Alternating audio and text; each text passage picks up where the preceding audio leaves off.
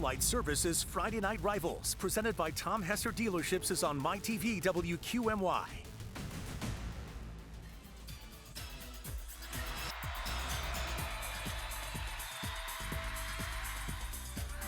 Welcome inside Harmon Geist Memorial Stadium. We're in Hazleton, Luzerne County. Tonight, it's a Wyoming Valley Conference Division I showdown as number 9 Crestwood battles number 8 Hazleton area. A pleasant good evening, everyone. I'm Bob Ide, and welcome to week number 7 already of high school football here on MyTV WQMY. Joining me, as he always does, former Tunkhannock Career Coach Jan Cechak. Amanda Kuhl will join us on the sidelines, and we'll talk to her shortly. And Coach, it's time to talk playoffs already in week number 7. Playoffs. I think one thing we can guarantee is these two teams will be in their respective class playoffs. Comets in 4A, 6A for Hazleton area.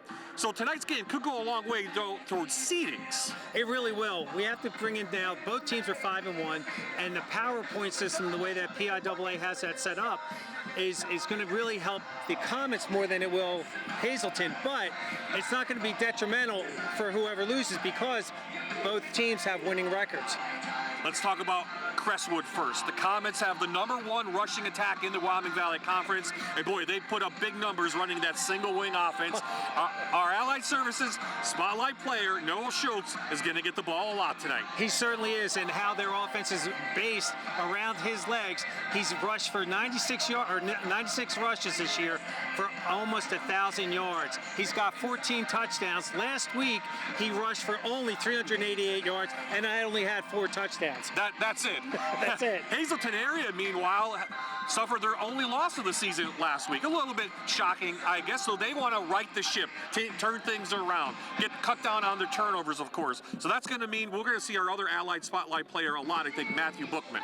Matt Bookman, number 1, he's a 210-pound running back, linebacker. He does a great job. He's also rushed for 96 times this year, and he doesn't have as many yards. He's only at like 600, but he's got 8 touchdowns, and 2 of them have been through the air. So he's a threat on the ground and in the air. Well, we know Jan is retired, so he watches a lot of game film.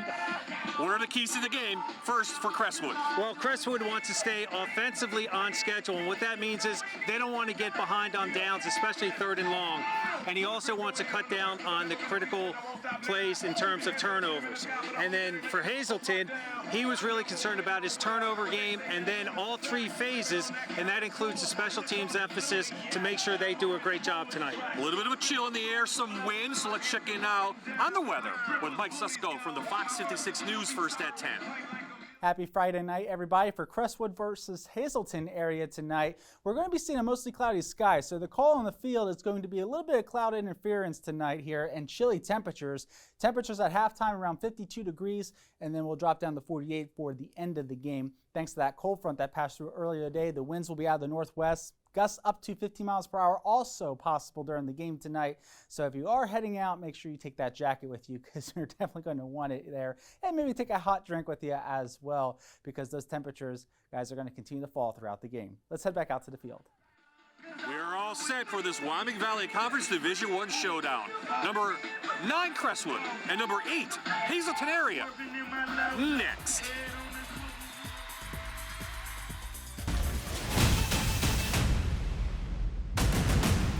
You're watching Allied Services Friday Night Rivals, presented by Tom Hesser Dealerships on MyTV WQMY. We are back for this rivalry game between Crestwood and Hazleton area. Teams around the field, we are all set to get this one underway. But before we do, we'd like to talk to Amanda. Amanda, these two teams, quite a rivalry. They border each other as school districts, and they have a great history. That's right, Bob. And, you know, although they didn't play last year, they are no strangers to one another. Hazleton leads the series 9-8, but Crestwood won the last 2 meetings. And you said it, these kids know each other, the districts border each other. So it's a rivalry, and not just in football, but in any time these schools meet in any sport. It's a game that both of these teams have had circled on their calendar all year. And Bob, Jan, it's a game that I've had circled on mine as well. Surprisingly, Jan, they first met in 2008, which isn't too long ago. I'm a little surprised at that on the gridiron. They haven't played. I really was taken back by that when you said that to me, Bob. And We had, you said about circling this game, Amanda, and we did the same thing way back when we tried to figure out, doing our greatest job of prognosticating this. I mean, what a great battle tonight. 2 5-1 teams getting ready to kick off. A top 10 matchup, of course, in our Friday Night Rivals countdown. You saw the coin toss. Crestwood wants. They want the ball, which is probably wise. They have the top rushing offense in the Wyoming Valley Conference. They put up over 500 yards last week. And there you see our referees tonight from the Wyoming Valley Conference put 500 yards up on Wilkes-Barre, and they want to pound the ball, and that's what they want to do, use that big line up front. And they really take advantage of the single wing because a lot of teams, well, no team runs it. So it's unique to Crestwood and Coach Arcangeli. And what ends up happening is you spend more time trying to figure out how to run their offense, so you're taking away during your practice time with that. And again, it's never run exactly the same when you're trying to teach your own kids, scout offense, hey, you need to do this. And then when they see it in the game, it's something completely fast, a lot faster than it normally is. There you see Hazleton in the red and scarlet with the white helmets. Crestwood in the white uniforms with the red helmets. There is a breeze, maybe about 10 miles per hour. It's going left to right on your screen, so that may play an advantage. One thing these teams maybe lack, kickers. You're not going to see deep kicks here. You're not going to see big field goals. You're going to see a short game on the special teams. And we get it underway as Xander Coleman kicks it off. It's a short kick, as you might expect. It goes right to Brendan Dennis. Dennis brings it up for the Comets to the 35-yard line. While he will not pass a lot, he will run a lot, and that is freshman quarterback Jaden Shedlock. They've only thrown 36 passes all year long. He's 15 of 22, no touchdowns, no interceptions. And going into Game 7, going no TDs, no INTs, that's crazy. But the way this offense is structured, they just want to be able to run the ball and just run it down your throats, and they do a tremendous job with that. You're going to see a lot of shifting. Tell us what we're going to see from this single wing tonight. Well, with the single wing, what I was trying to get out of the coach was, what do you name your formations? Well, they just have a base right and a base left. And what that means is they're going to have a wing formation, that's a tight end wing, and then they're going to overload with, go ahead.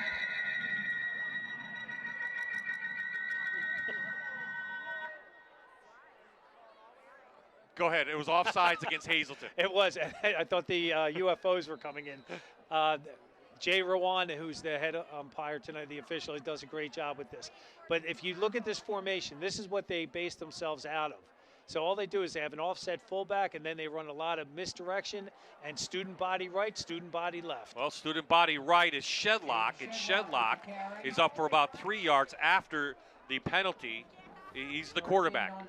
So you'll see the motion guy coming across there, misdirection, and then all they do is they get angles and down blocks, which Coach Arcangeli, when he played for us at Kings, was an offensive lineman, and he knows how to coach offensive linemen, and they do a tremendous job.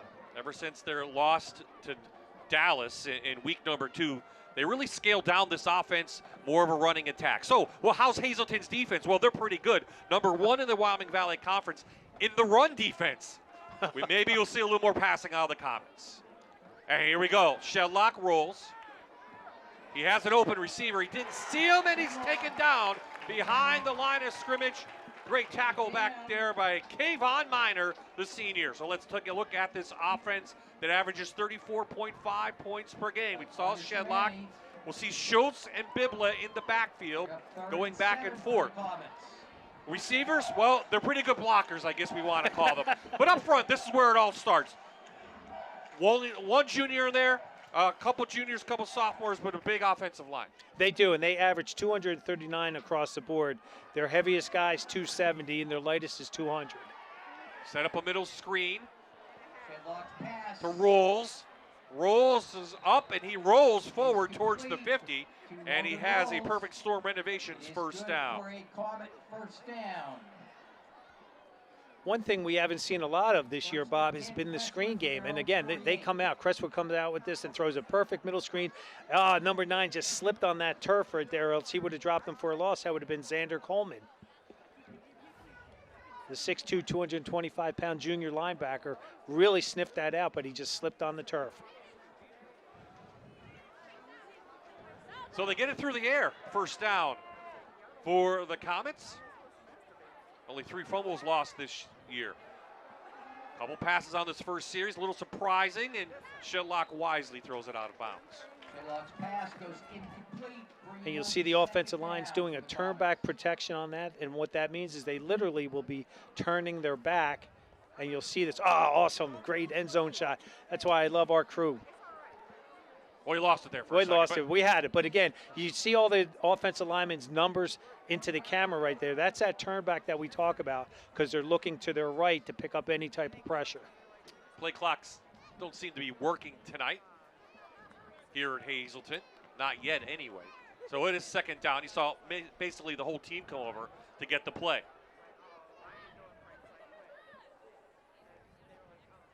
Shedlock again to throw. He looked deep and throws it out of bounds. I guess my first question would be, looking at it, why are they throwing so much? Why? Because they can. I'm not being a smart aleck to you, Bob, but they're going to be keying so heavily on our spotlight player of the game, Noah Schultz. They're going to use him as a decoy. And what that's going to allow Shedlock to do now is to do those bootlegs, to roll out, to try to find, and let's start to establish a pass game. And I think and I know Coach Arcangeli scripted these plays out. He wanted to see how they're going to respond to a pass game.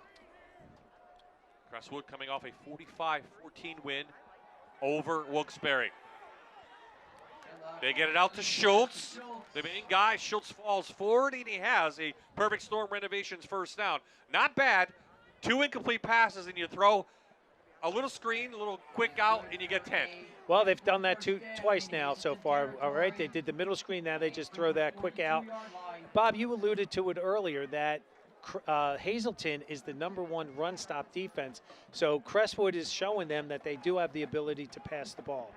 Although Dallas was very even last week, over 100 yards through the air and on the ground against this team right here. So here is the single wing. Schultz hit behind the line of scrimmage, about a yard gain.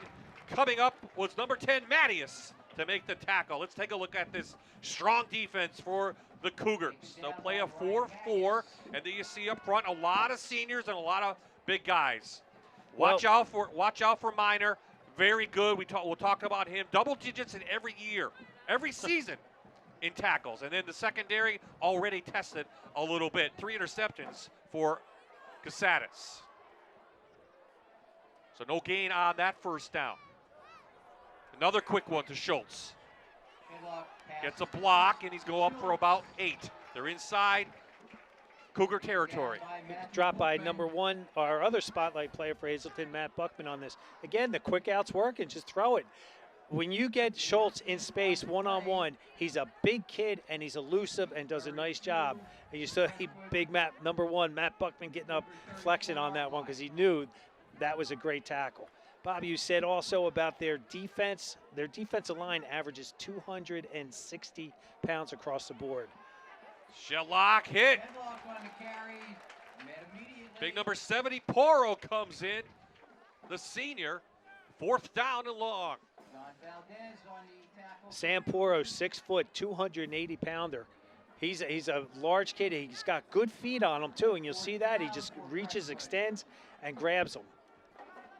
So Ryan Arcangeli inside Cougar territory. Gonna go for it, of course. Not really a field goal kicking team, either one of them. So you'll have to go for it. So Hazleton's defense holding strong here.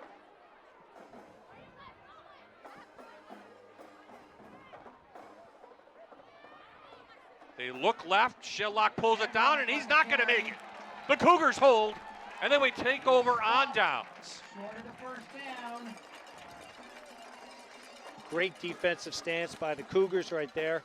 I saw what they were trying to accomplish. Let's put Schultz in motion. We faked that, but there was just no one there. And you saw number 20 was just waiting for him, spying him, and that was Kevin Guzman, another senior right cornerback. So here comes the quarterback for Hazleton, Tyler Wolf, senior, been starting for 2 seasons, has over 3,500 yards total. This year, just 60 interceptions, Coach. Well, again, that's offset by the 17 touchdowns he's had. Most of those, I saw 2 interceptions last week that balls were tipped. So it's like you don't want to blame the quarterback, but again, he's got to take that when that happens to him. Bookman up for 5. He's a senior as well. We talked about him in pregame. Against West this year, Bookman had 203 yards and 3 touchdowns. And you just saw that he just creased him up inside. And, yeah, I apologize about that. So Wolf back into it. He can throw the ball around. He's second in the Wyoming Valley Conference as a quarterback through the air. Run pass option to give it to Bookman. He has a perfect storm renovations. First down up to the 46.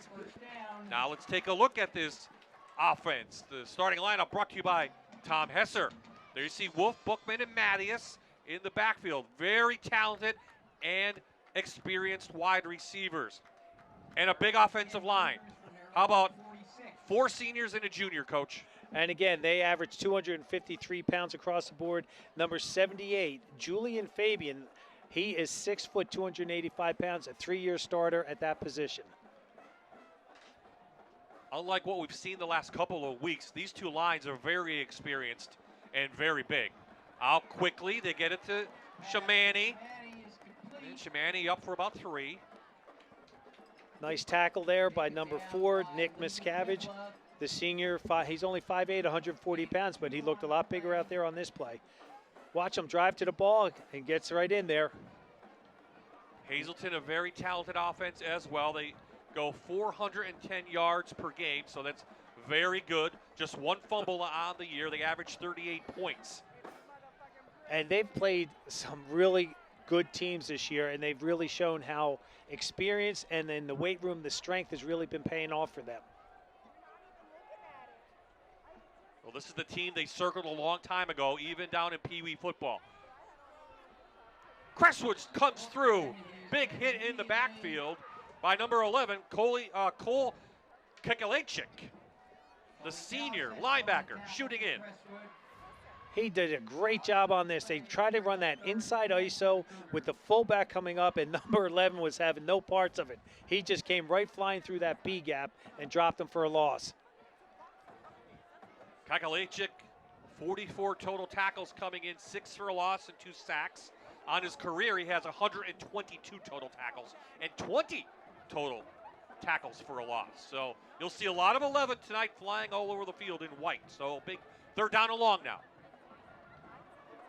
Wolf down the middle, has Mattias. He pulls it in a big gain for Hazleton. He flips over. His knee didn't go down, and the ruling on the field is a touchdown for Hazleton. Oh my! What a heads-up play from Ryan Mattias to go in for the touchdown. We thought he was down in midfield. Let's see this. I love this angle. Great job, guys. Tight end pop pass. No, he was not down. Great heads-up awareness, good football awareness, and he just breaks down there to get the Cougars their first touchdown and get them on the board. A 54-yard strike, and the Cougars come up quickly with some motion on the PAT. That's Mattias' 5th touchdown through the air. I already saw the Hazleton coaches signaling for 2.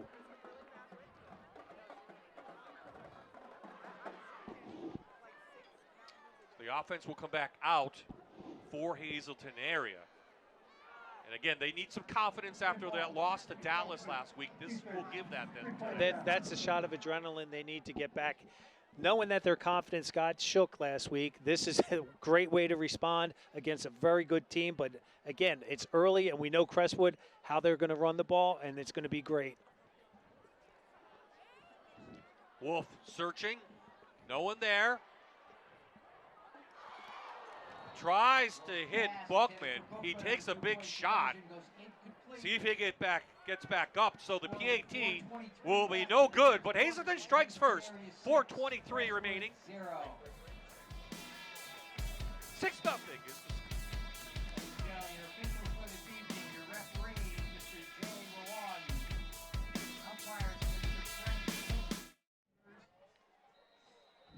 Xander Coleman about to kick it after Hazleton scores. Back down to Dennis. Dennis up forward past the 30 to about the 37-yard line. So it's 5 plays, 65 yards, big play. Wolf to Mattias. Again, they go with the tight end pop pass on this. I love this call.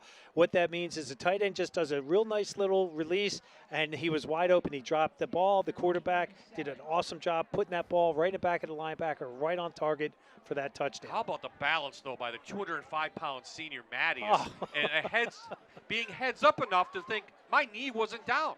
And talk about the awareness, Bob. You are correct.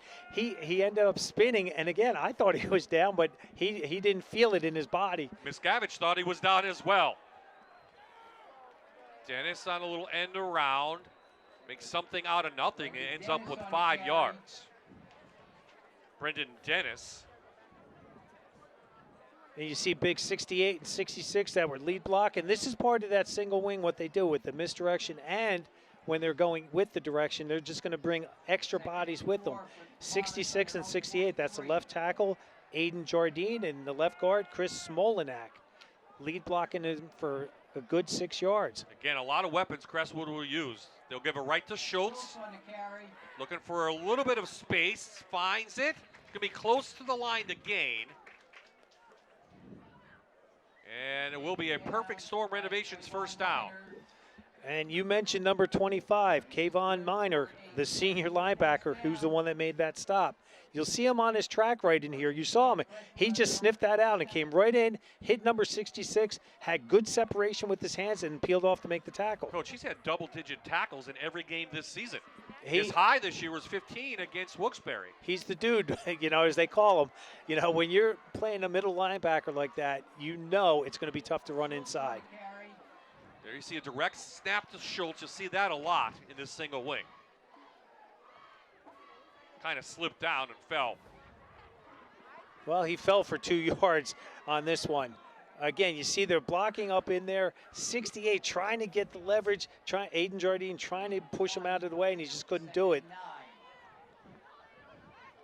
So the defense for Hazleton giving up only 14 points on the season. 10 sacks on the year and 6 interceptions.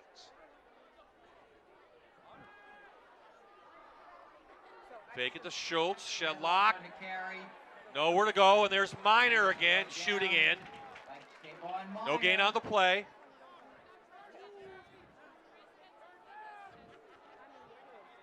You have someone in there, again, he just reads the ball so well, and he's got great flow. Look at him, he's 25, he's coming across. Nice job getting in there.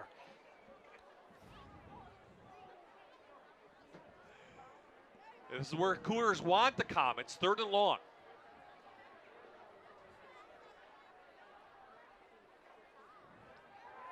Shedlock, little jump pass, wide open is Dennis, and he falls down.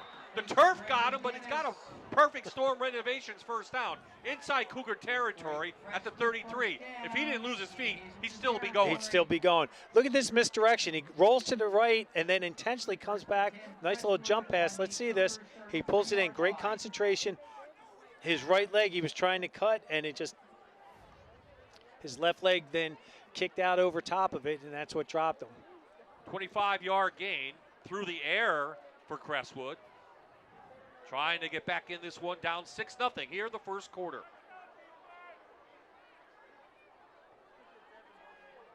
Here's the inside give. Right to Dennis, and Mr. Minor's there. That's why I was just laughing. Guess who made the tackle again? He's right in there. This is typical single wing. Watch, everything's going left. This is the 25-yard strike right here.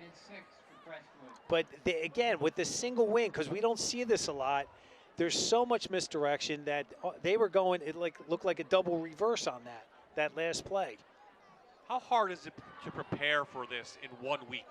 It's extremely hard because kids it's just not typical offense what you see. And like I said earlier, to try to teach your scout team to do that. Oh, Shedlock trying to go downfield. Trying to hit Josh Hilp, the senior, but he was well covered. again, he rolls to his left, comes back to his right, and he was just like, yeah, he just is not comfortable throwing that ball. And when you only throw the ball, what was the stats, Bob? 36, 30, yeah, well, coming he's 15 or 22. They have other guys throwing it. Yeah, so 15 times, 22 times in 7 games or 6 games prior, so that's less than 6 passes a game. It's hard to get that consistency needed.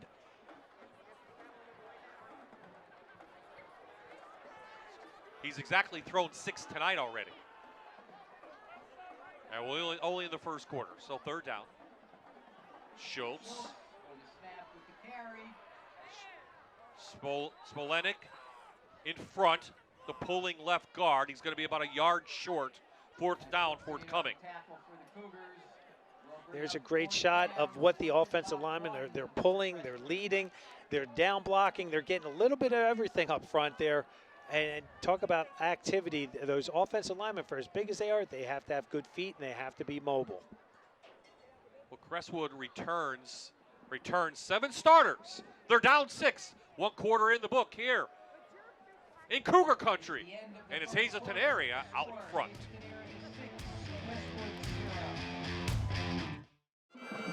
Welcome back to Friday Night Rivals on MyTV WQMY. Hazleton leads 6-0 after the first quarter.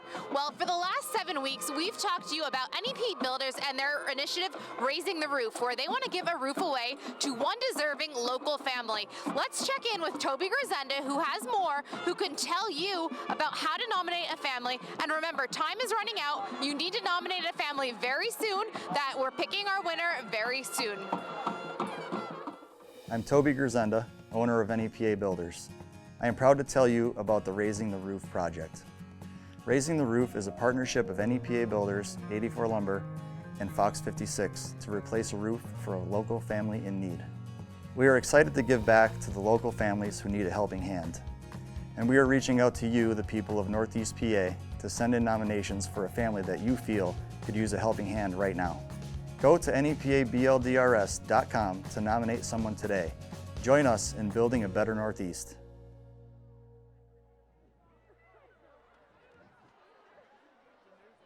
Bob Ide and Jan Sechak back. Crestwood on 4th down went for it. They got the Perfect Storm renovations 1st down. Then the next play, Brandon Dennis went up forward for about 6 yards. So Crestwood is inside the Allied Services red zone, knocking on the door to tie this one up. From the 12. Shedlock in there, and a great tackle by Bookman shooting it. Well, Matt Bookman saw this play, read it. This is one thing. You saw that hole open up right in there. That's the C gap. That's between that guard and tight end, or tackle tight end. That opened up, but that's what linebackers are supposed to do. They're supposed to close that door or close that window and make it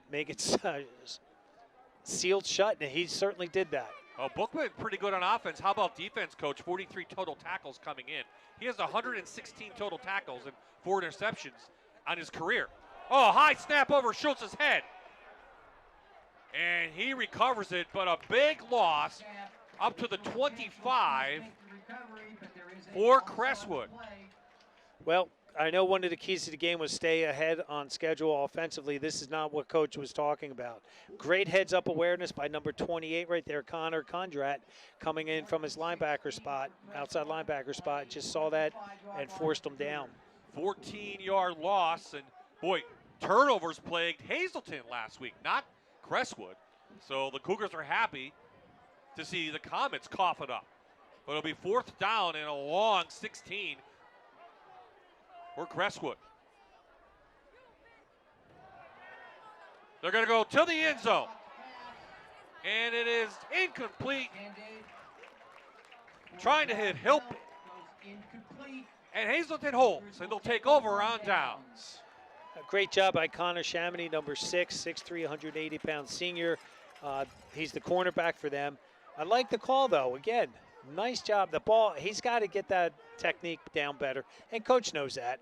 They knew that this is not where he wanted to be on 4th and 16. Shamani there to play defense and just knocking it down. And Hazleton back on the offense, up 6-0. This is an offense that can really score from any part of the field. They have explosive, skilled players.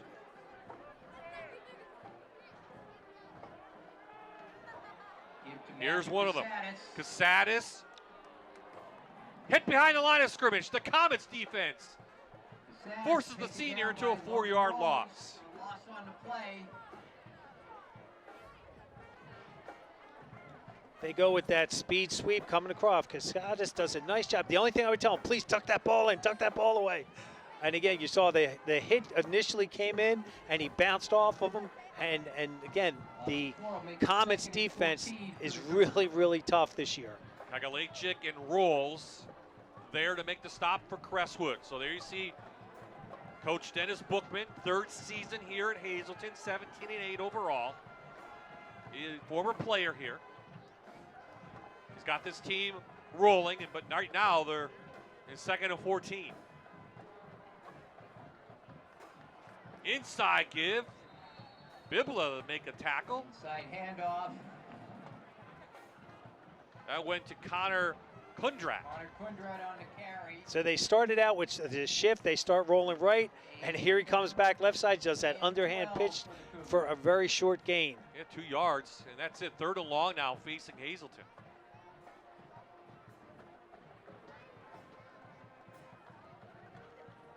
So far, I would call it a defensive battle, even though it's 6-0. Both defenses are rising to the occasion.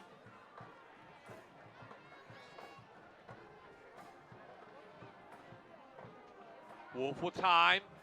Over the middle. Ask Casadas. Let's see where the mark is. And he's going to have a perfect storm. Renovations first down. He needed 12. He got 12 and a half. You'll see this play just develop. They look right, and again, very patient. He came from his slot position in doing a drag pattern, which means he's going to be coming back in across the center's face and behind the linebackers.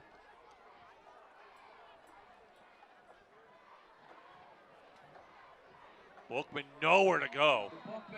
A lot of white shirts there, including Lincoln Bibla, the sophomore. You'll see there on the replay, they go with the RPO inside, and defensively, what Crestwood's defensive line's not doing is they're not shooting their gaps. They're holding the line of scrimmage up, and then they're reading and reacting at that point. Hazleton with 10 seniors starting, 8 starters coming back this year.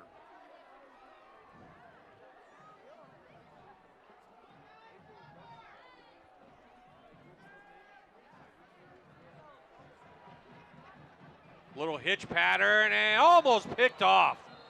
Nick Miscavige had it, but I think there was another comment there. Hilp, who saw it too. Well, you know, hey, when the ball's in the air, it's mine. They're both going for it, and what a great, that was a tough throw, though, in between 2 defenders like that. Oh, he had that, 19 had, that's what we would call a back shoulder throw, but again, he wasn't the intended receiver. Well, Wolf, as you said, a couple interceptions last week against the Mountaineers. Got a break there, but it's 3rd and long again. They converted already once in this drive. He's under pressure, and he's taken down in the backfield. On the play. Magnus Bibla on that one, coming from his defensive end spot. It's Magnus Bibla. His 3rd sack on the season, and it's a big one. We're down, and the Cougars be forced to punt. 10-yard loss, and the punt team is on. Brian Calcano, the 5'10", 245-pound junior playing left tackle, he just got beat to the outside. Magnus Bibla is 6'2", 210 pounds, and moves really well for a big guy. So Casadas does the punting, 37-yard average, high snap, but he pulls it in, and it's blocked. It was blocked by Bibla, and it takes a huge Crestwood bounce. Lincoln Bibla, 6'2" senior, got a hand on it, and it will be excellent field position for the Comets inside Hazleton area territory. Here we go. Well, the snap was high, and Bibla, I said 6'2". And now put your arms over top of your head. That equates to probably about 7'6", and he got his hand on that, and that's great news. Here we go. Great angle from our wonderful guys on the sideline. Nice job in our end zone shots. As I mentioned, it's a high snap, so it takes extra time. And look at that right there. Oh, great job with the production team showing you guys how important it is when you're laying out as a defender in front of a punter. You don't go to where the punter is. You go 2 yards in front because they're usually taking 2 steps to kick the ball. Okay, so the Comets down 6-0 midway through this second quarter. Schultz. Let's see if they can convert this into points, a gain of about 7. And you just have to be patient. Crestwood's offense is very patient. They're going to explode some plays, but they're just going to grind it out on you. You can see that here. All those white jerseys in your viewing area right now, they're just getting pieces of red jersey, allowing Schultz to do what he does best, and that is run the ball. Coleman on the tackle.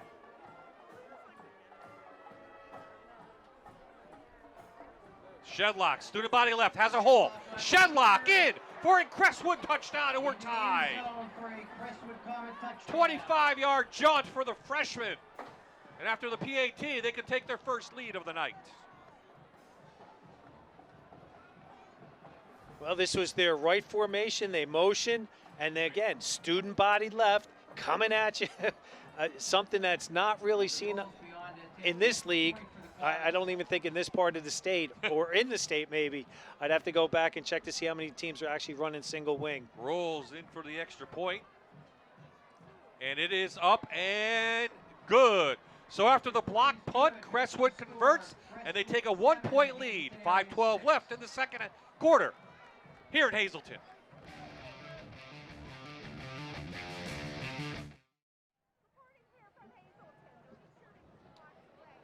7-6 is the score. We're back here. Crestwood, 2 plays, 38 yards. And that was all set up by Magnus Bibla's block punt. Rolls will do the kickoff, but we have a whistle down. Not sure either team was ready, and he may have kicked it prematurely.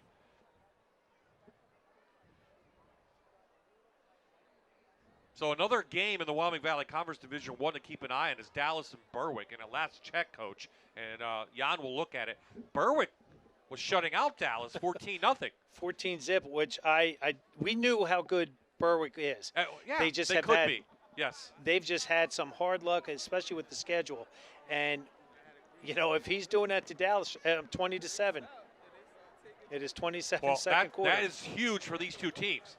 Because if Dallas loses, that's a 3-way tie at the top of the division. In the 4A standings, in the 4A standing, well, I'm talking about the division of the Wyoming Valley Conference. But, again, it even tightens it up more in the district standings. So Rolls a set, little pooch kick. Kick is taken by Connor Shamani pulls it in, still on his feet, and he'll be past the 35 to about the 35-yard line. That's where the Cougars will take over.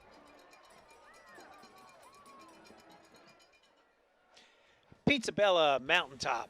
On game day or any day, try our award-winning wings, stromboli, bites, and specialty pies.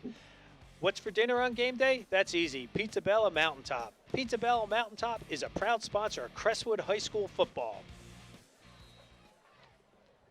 Bob Ide, Jan Cichak, Amanda Kuhl here at Harbin Geist Stadium in Hazleton.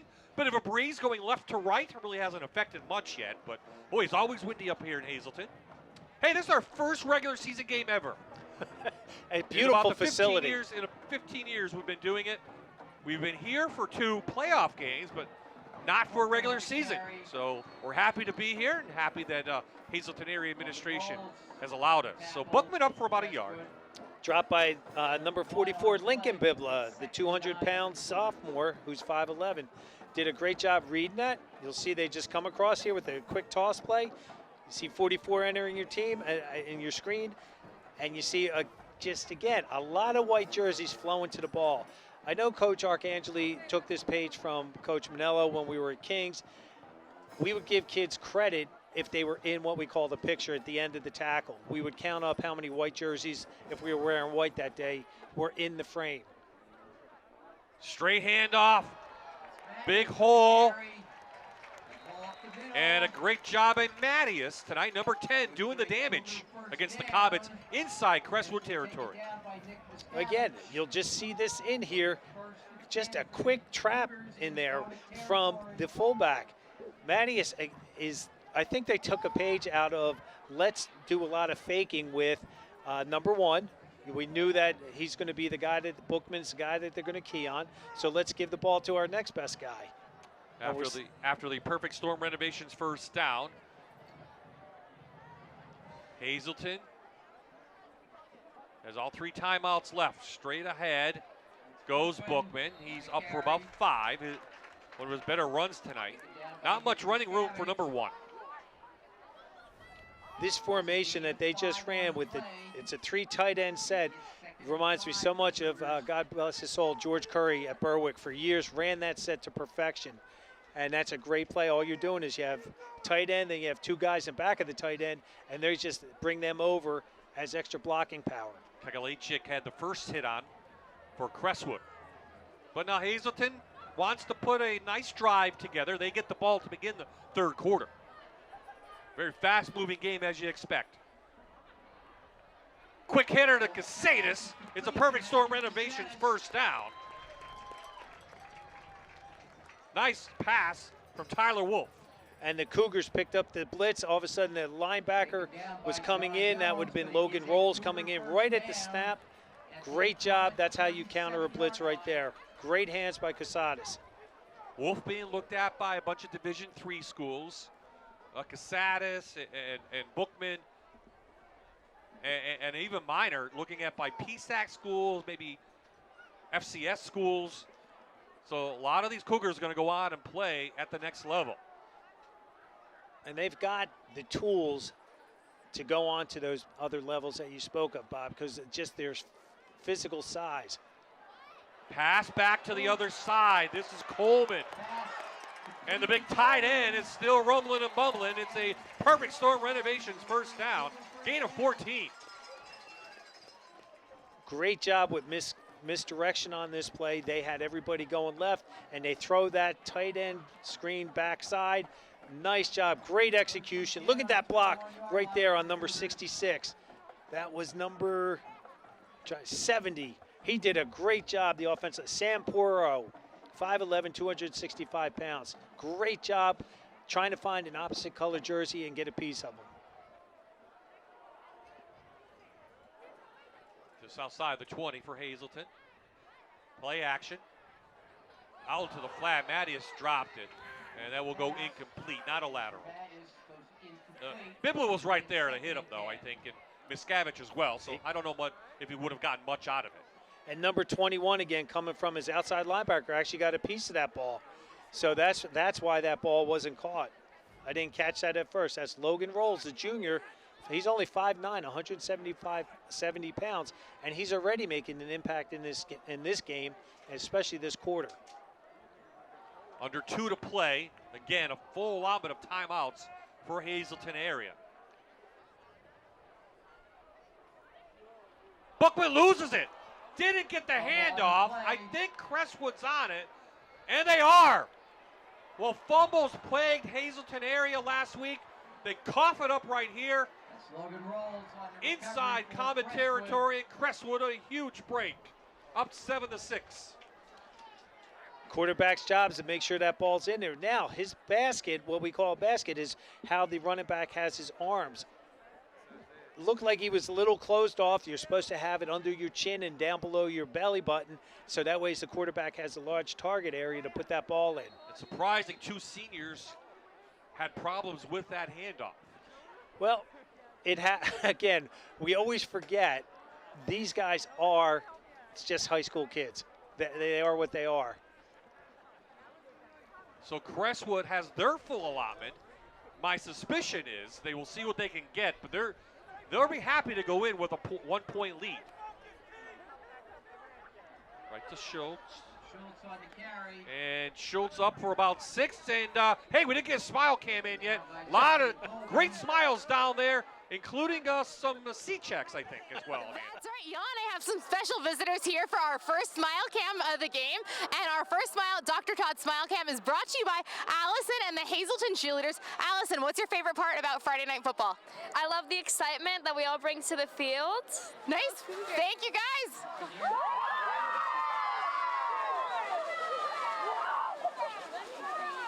Coming red. Well, you have 2 grandkids right there. What's their names? Hannah and Abigail. Hannah and Abigail. And their best friends, Jillian and Gia, who their father is the principal here. Thank you, Amanda. That was awesome. He'll want 6 copies, Bill. So timeout called, I think. They're going to measure. Oh, timeout, yes. Schultz went up, got the perfect storm renovations first down, past the 30 up to the 33. Timeout Crestwood, 1:04 left. And Bob, right now, Coach Arcangeli, he might be happy with 1 point, but he's not going to be satisfied. He would like to punch another one in. That might give him a little bit more breathing room for the third quarter, because we know and we saw how explosive the Cougars are offensively. So 2 more Blaze Alexander timeouts left for Crestwood. 106 on the clock. 3. Dallas down 23-7 at Berwick. So, boy, that big win here last week.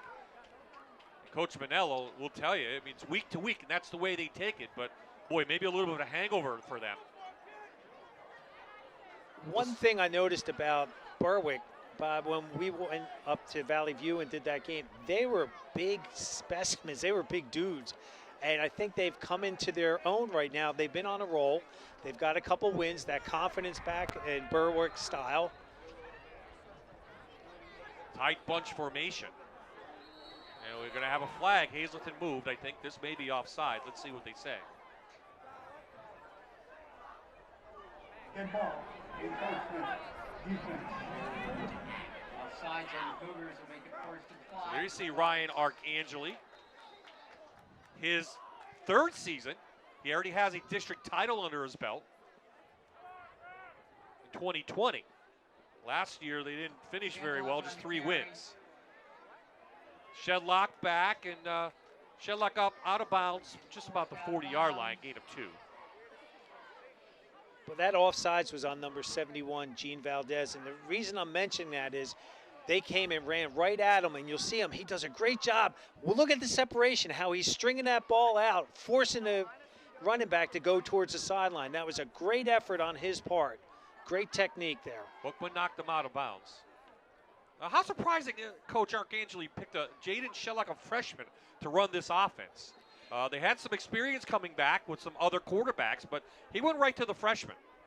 Well, the freshman knows the system, and that's one thing Coach Arcangeli does. That was a great run with that inside handoff. Robert Knight, the carry, the senior, and he's inside Hazleton territory.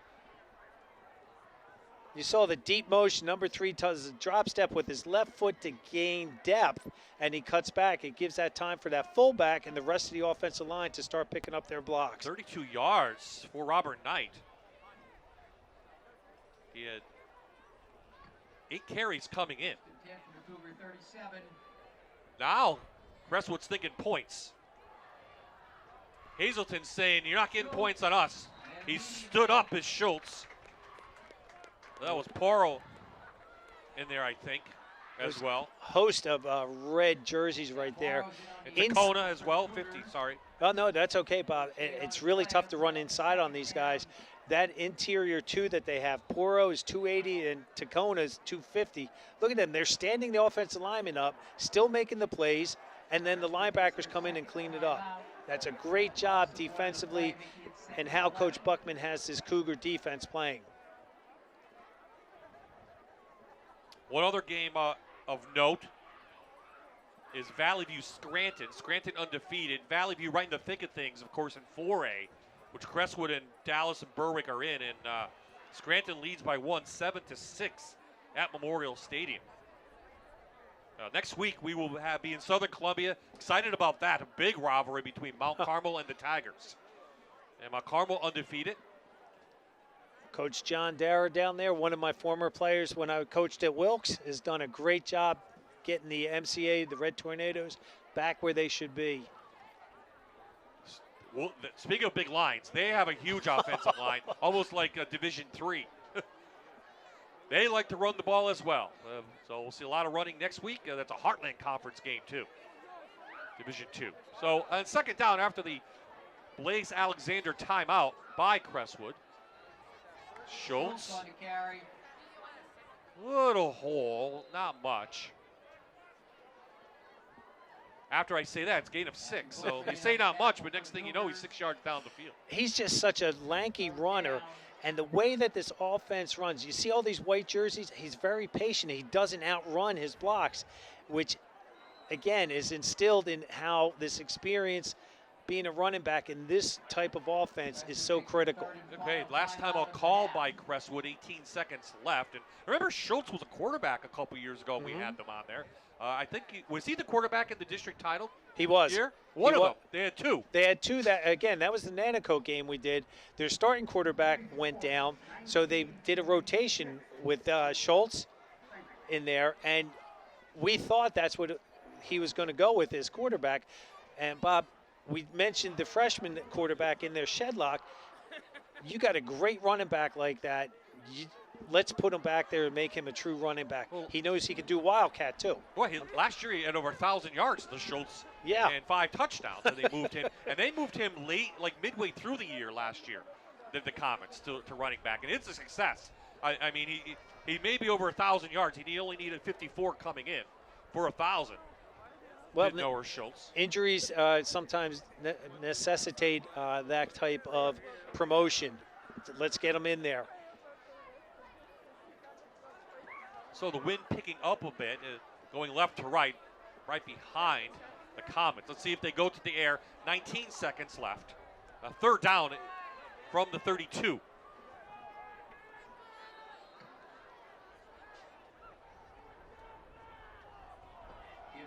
Schultz with some blockers. Gets to the outside. Noel Schultz still on his feet. And he's inbounds. They stopped the clock, but that's a stop of the clock for the first down. That's stopping the clock on the first down. He didn't go out of bounds. So they have to set the chains. They're inside about the 6.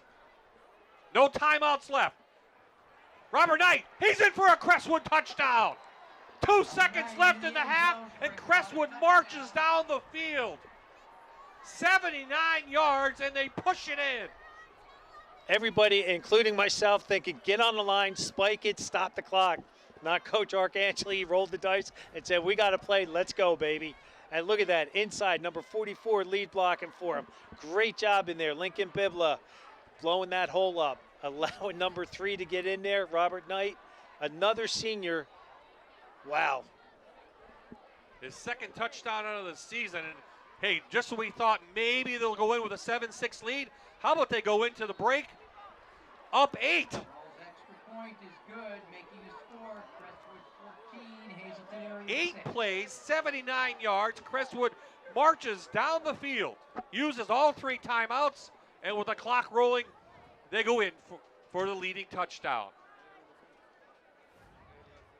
This is leading up to the This is touchdown. Schultz long run. Look at this long run by Schultz. Great job. I just talked about how patient he is, how long and lanky he is. He doesn't get out of bounds.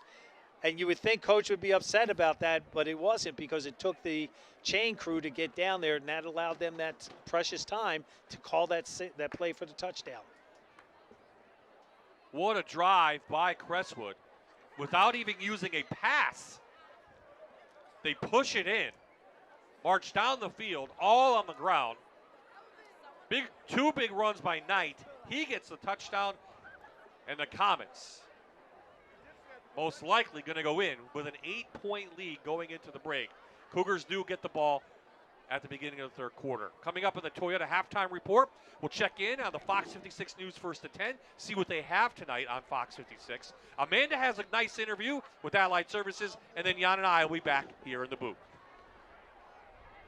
Mattias pulls it down, and that should just about do it. So the Cougars thought maybe we're in this game. Instead, it's the Comets who go into the break up ahead. 14, Hazleton area 6.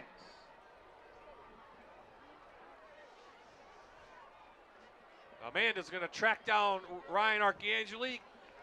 And I'm sure he's a happy coach going into the break with the lead.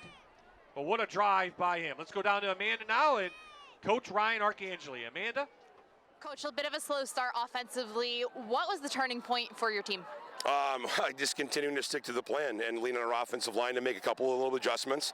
I think we did a very good job of doing that. We're starting to get a little momentum, but they're really good, so that's why it was a little bit of a slow start. You have to be pleased with your defensive play throughout the first half. What do we have to do for your team to continue to be successful in the second? Just identify what they're giving us in terms of their formations. We like what we had a plan in for the week. It's just getting aligned. That one time we weren't aligned, and they made us pay. So hopefully we can get aligned in the second half. Thanks, Coach. Good luck in the second. John, Jan, Bob, back to you. And John. And John. And John. Thanks, Amanda. Okay, we're going to head to the break. Jan and I come back in the booth. We'll have stats and highlights. But up first, we'll hear from the news, and we'll check in with Amanda.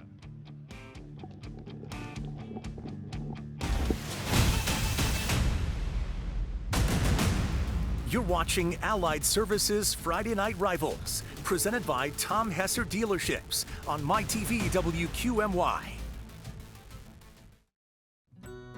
Welcome back to halftime on Friday Night Rivals on MyTV WQMY. Amanda Cool here, joined by Melissa Kelleher, the Assistant Vice President of Home Health at Allied Services. Melissa, thanks for joining us. Thank you for having me. Melissa, can you talk to me more about what you do with home health here at Allied? So basically I manage a team of skilled nurses, so RNs and LPNs, physical therapists, occupational therapists, speech therapists, and we also have certified home health aides. So we go into the patient's home to care for them, usually when they're discharged from a hospital or a skilled nursing facility. Sometimes when they're home and they see their doctor and they have a new diagnosis or something's not going well for them, and they'll order our services. So we go out there and we help them manage their own health care at home. Tell me about the difference between home health and in-home. I know some people sometimes confuse that. Yes, for home health, we're the medical side of care. So we're providing the professionals such as the nurses, the therapists into the home. On the in-home side, it's the non-medical side. So that's the aides that are coming in to provide bathing, housekeeping. They do shopping for their clients. So we're the more medical side of things when you need wound care or need rehabilitation at home. I know Allied is a really special place for employees to work. What makes it so special for you to work here? The team I work with. I work with a wonderful team that has so many years here. The longevity is something I've never seen in anywhere I've worked. So we have clinicians that work with me that have been here with Allied for 40 years. So I always say that says something. If you're going to come and work 40 years with a company, you can tell that it's a good company to work for. And I just have an awesome team that I work with every day, and to see the incredible work that they do for our patients, keeping them home where they want to be, it's a great place to be. Absolutely. For people watching at home and that are interested, are there any opportunities for them to come work at this amazing company? Sure. We're always looking for some great professionals to join our team, such as RNs, LPNs, physical therapists, occupational therapists, speech therapists. What is it about Allied that is the one thing that is the most rewarding for you when you go home at night? Just seeing our patients progress, seeing them. The unique thing about home health is we admit the patients and then we see them throughout. We stay with their care, and to see the way they come to us and then the way we're able to discharge them at the end, it's just so rewarding to follow them through their journey. Melissa, thank you so much. Stick with us. We'll be back with more highlights from tonight's game and kickoff from the second half.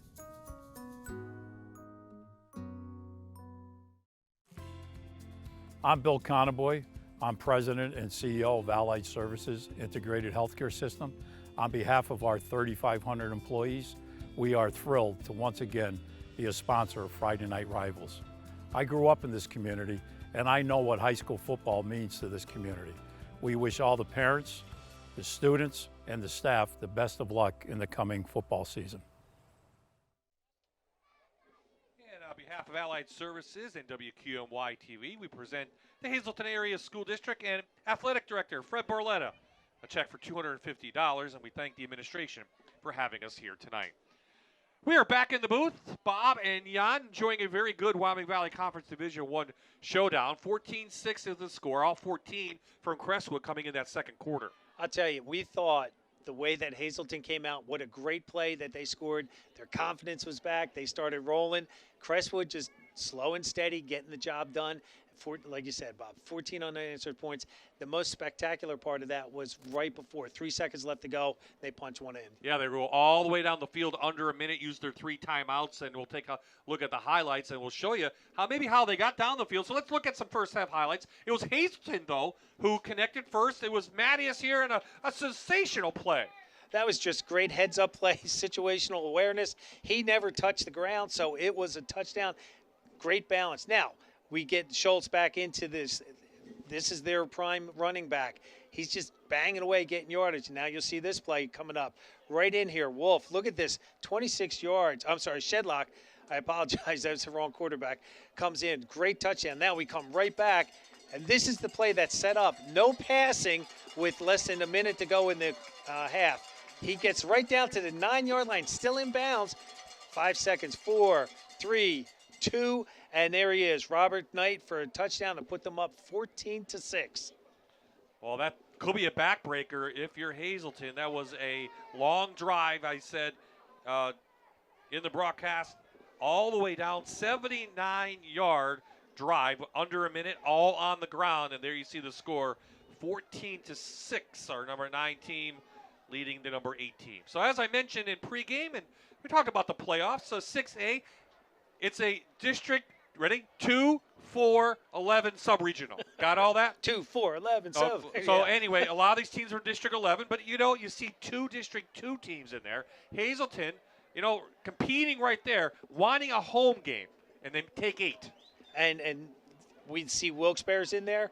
This is crazy that these teams that they're going to be playing in District 11, Northampton, they're known as the Concrete Kids for a reason. They're tough, and they're 6-0. And Hazleton, they really want to do that. And this game, I said earlier in the pregame, if they don't win this game, it's not going to be as detrimental as you would think, because Crestwood then would end up being 6-1. It goes by the overall record of your opponent. So this is really going to be an interesting battle for the 6A standings. On the opposite side, Crestwood in a 4A, as we talked about, that may be the most competitive in District 2. Well, look at these teams. Dallas, 6-0. Crestwood, 5-1. You guys can read that on the screen.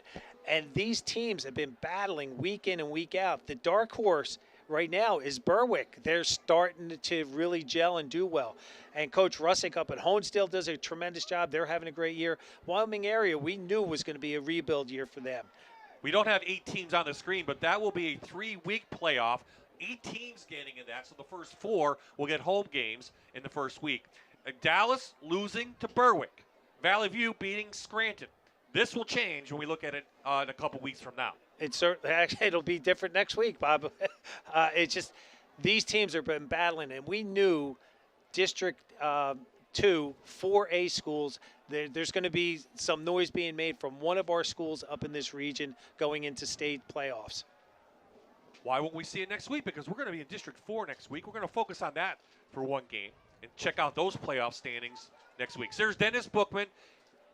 Doesn't want to go 0-2 in the last 2 weeks against 2 very good teams. So he's talking to his line, because it's all going to come down to the linemen. Up front is where this game will be won and lost. And we say that week in and week out, but these 2 teams, offensive line and their defensive lines, are big, stout, strong guys. And you see Coach Arcangeli right there.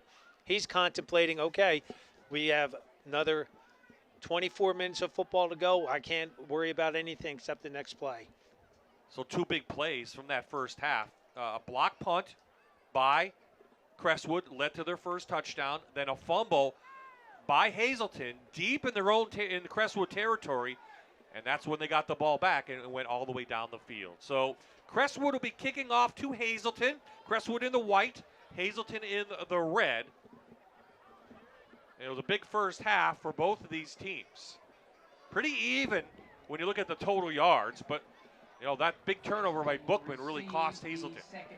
Yeah, just that miscue from the quarterback to his running back. Again, that's something they've been doing forever, and it just happens. I mean, the hands weren't quite wide enough. The quarterback didn't actually slip the ball all the way into his gut. It was handed the point to him. So second half, they're short memory term loss right now. We don't have to worry about the first half. We got 24 minutes, and right now they're probably saying it's 0-0 because we got a battle. Rolls will kick off to the Comets.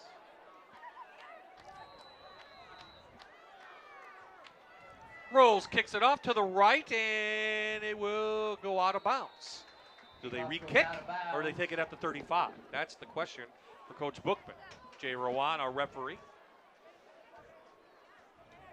And while they figure it out, how about we go down to Amanda and see what Coach Bookman had to say to her as he came out on the field. Amanda? 35-yard line. I asked Coach Bookman what the message was to his team at the half, and he said it was simple. It was to be consistent in execution. He said they left points on the board, they turned the ball over in that red zone, and they really, really, really need to be cleaner in their assignments defensively. And that was it. That's the only message that he had for them. Well, it's short and sweet. They know what they have to do, the corrections they have to make. They're stopping themselves, and they just have to play football right now. And it's going to start with this drive. And we're looking right now, and he did. Interesting. I love it that he made them re-kick. Well, we talked about the lack of a kicker for both teams. So, yeah, make them re-kick.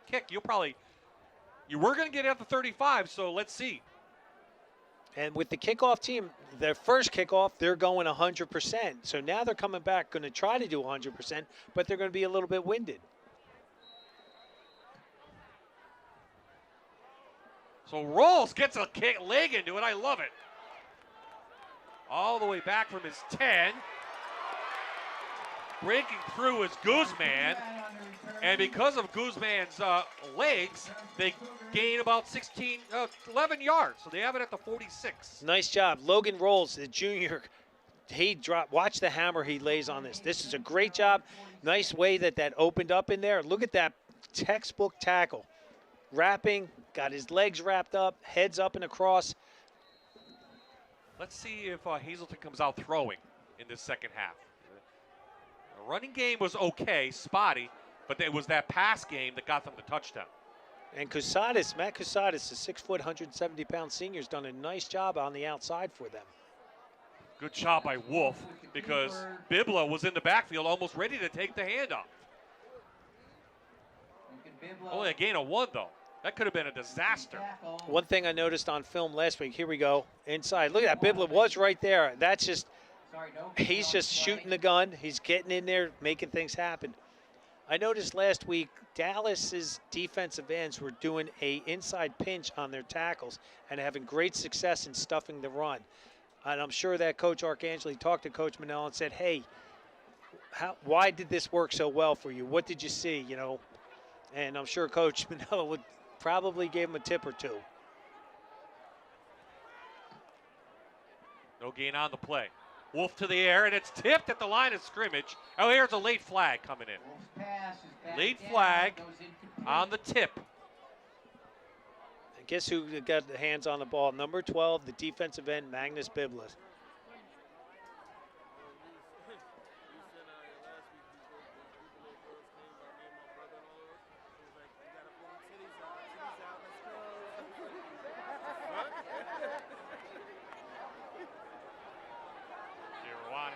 Time with his microphone. This new technology stuff. So a mistake there. Late flag going to go against Hazleton. That will back them up. I don't know if we'll see the whole late. Do you see the tip? Right there. Yeah, there's a wrestling match going on with number 78. Ooh. And 72. Number 72 for Crestwood, John Jones. Keep your temper because you got the penalty, and then he turned around, like, kind of pushed him off and swung at him. Keep your tempers, boys. So this ball all the way back inside their own territory to the 26.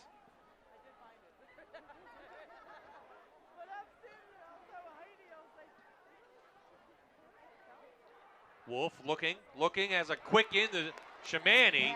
Shamani makes a great catch, the senior. in between a bunch of Comets. Get some of that back. It'll still be 3rd and long, though. I really like the way Connor Shamani, 6'3", 180 pounds. They're running a wheel pattern on the outside here. They ran 2 stops that forces the secondary now to stop, and that opens up that zone. And Shamani Connor does a great job in there. He's a 6'3" senior. Had 5 catches last week for 129 yards. Had 4 touchdowns against Dallas, and they're both career highs for Connor Shamani. When you have as many weapons as Hazleton has, it's easy to start throwing the ball or passing the ball, running the ball, the different athletes that they have. Protection breaks down. Bibla's got him, and Bibla takes him down. Wolf is sacked on the play. Magnus Bibla on the tackle. Steps back 1,000, 2 1,000, 3 1,000. There was just nowhere. Great secondary coverage by the Comets for the quarterback Wolf to be scrambling around, couldn't find anybody open, and that's what forced that sack. Loss of 8 on the play. Let's see if Casadas can get this one away. Better blocking, he does. And it gets into the wind. The wind holds up. Schultz gets away. Crestwood will have it at their own 38-yard line. Tomorrow is another nonstop all-day college football Saturday on Fox. Game 1 kickoff is at noon with number 4 Michigan at Indiana. Then Utah battles 5-0 UCLA. And finally, the Washington State Cougars take on the undefeated USC Trojans. Get your fill of college football all day tomorrow, only on Fox 56. So here comes Jaden Shedlock, the freshman, already with a touchdown on the ground. And Hazleton needs to get off the field against a single wing.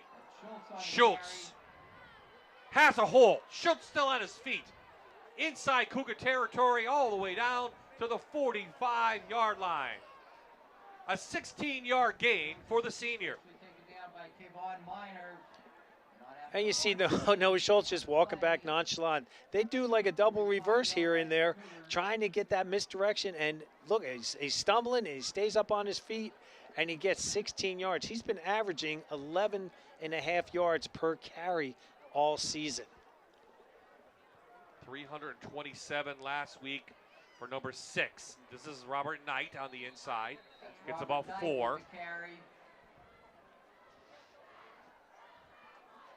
That play, it was Knight's turn. It was the same backfield motioning.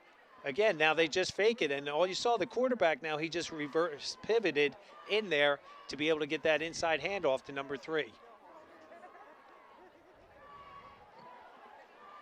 This is smash mouth football, people. Crestwood's just going to line up, try to hit you in the mouth, and see if Hazleton can give in. Coleman makes the tackle, so this is a big 3rd down for this defense. It really is. We haven't heard our favorite linebacker, number 25, Koyvon Miner, yet, but I'm sure he's ready.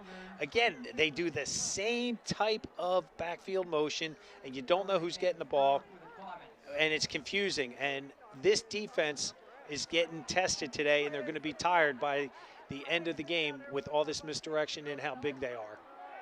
Schultz with a big hole. Noah Schultz shoots through. He has a figure law first down and more inside the 20 for Crestwood. Nonchalant, he does his job. There's no hype in this that he has. Student body, number 72, does a great job pulling for him. John Jones. This is why Noah Schultz is over 1,000 yards this year. He's got 14 touchdowns on this season, and he wants more. 21-yard gain. Comets inside the Allied Services red zone. Back to Schultz. Student body right. Bookman comes up to make a great tackle. And there was Quavon Miller right there. He was in there too, getting some of that. This is student body right, or as coach calls it, this is their right formation. They just send everybody, line them up on the right, and they go right. Miner and Bookman there for the stop. Hazleton on their heels now on this against this running attack, which is number 1 in the Wyoming Valley Conference. last week against Wilkes-Barre, 516 yards on the ground. Back to Schultz. Schultz again on the carry. Off that left side behind Jardine and Smolenik. Close to a first down near the 10. For the Cougars. Bring up third and about 3. Defense is looking a little tired right now. They're getting back on their heels. And this misdirection and just how they ground and pound this ball at you time and time again, it really takes its toll. A lot of guys playing both ways. Some movement, no flag. Schultz tripped up, but he has a figured law first down. First and goal, Crestwood from the 5. First down inside the 10-yard line. Crestwood coming up quickly. And you notice where he was lined up that time in the Wildcat formation, that he's the quarterback. Schultz behind the big center, and Crestwood is in for a touchdown. That's what I like. A very modest young man. Coach Arcangeli says he's very easy to coach. He's a student of the game. And what he likes the most is that he understands his job and he just does it. And you'll see no showboat and he just gets in there. Great job by number 72. We talked about John Jones, the junior. He full blocked up inside. This powerful running game is starting to find traction. Rolls on for the PAT. It is up and good. 8 plays, 62 yards, all on the ground. The Comets, 21 answered. Lead now by 15.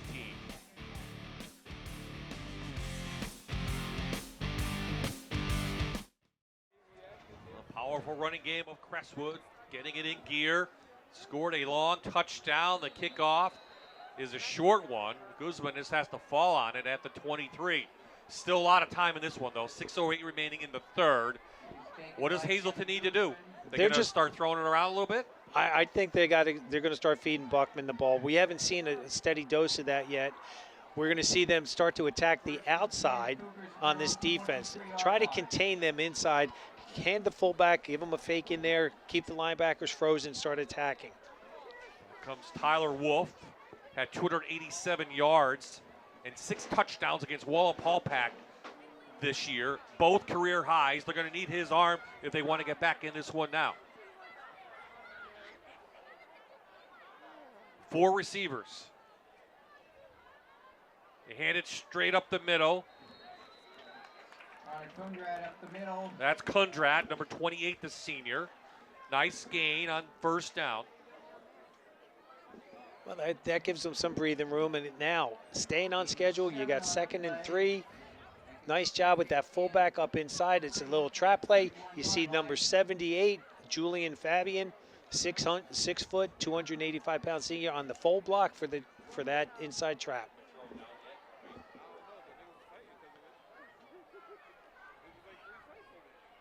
Here comes the blitz. Back up the middle. Kundrat again. It's a figure law first down. Gain of 13. So what they're doing now is they're spreading them out by formation, trying to loosen up that inside. 2 plays in a row. Kundrat's done a great job. This time it was he just was real patient with that, and he went over the left guard. There was no pull. That was just what we call a bob, big on big blocking. We love Bob. Juan Fabian, number 78, the big block there. Last year we had him, I had him 40 pounds lighter. They have him listed at 285. I had him about 230 last year when we did their game. So he put on a lot of weight. He must have been eating a lot of good stuff and hitting the weight room pretty hard. Quick out to Shamani with some blocking in front. Up inside common territory. Short of the first down, though. Little urgency now on the side of Hazleton. And we've seen how they are a quick strike offense. 3 plays and they're already down right at midfield. Great stalk blocking out there by number 1, Buckman. Again, Matt's a team player. If he's not getting the ball, he's doing a great job with the stalk blocks.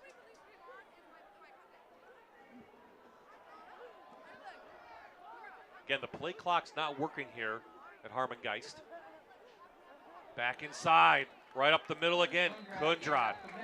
Let's go down there. Amanda now. All right, guys, our second Dr. Todd Smile Cam of the game is brought to you by the Hazleton Area Student Section. I'm joined by Noah and Antonio. Noah, why do you think that Hazleton has the best student section? Well, Amanda, there's a million reasons here, why we are the best student section. But just to name a few, we have the best school spirit. We all come together as one, and we just love our team. I mean, not to mention my buddy Chris over here is on the legs. We're just having a fun time. There we have it, guys. Wow. One of the better ones this year.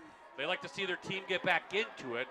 They try to go to Kundrat again, but Bibla's there to make that stop. Mile game. Well, Crestwood now, it took them a couple plays to figure out defensively, how do we stop it? And right there, the younger Bibla. No, I'm sorry, I thought that was the younger Bibla.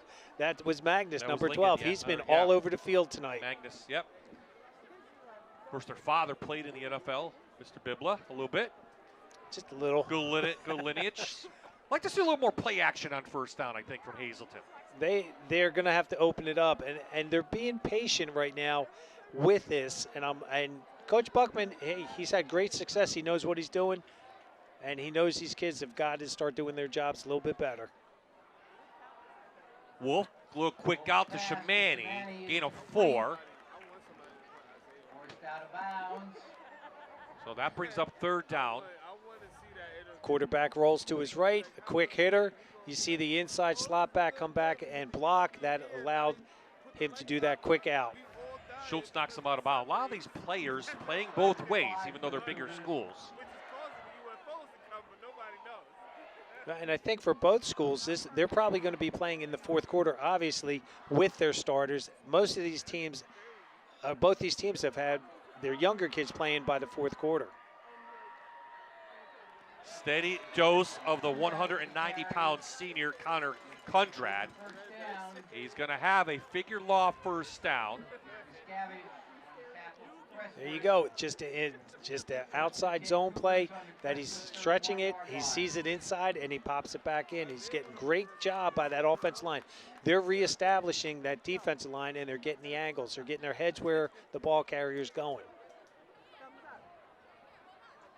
This is the part of the game where that extra running, all that workouts, all the extra stuff you've done, you're going to need it here, especially on the offensive line. So trips to the near side.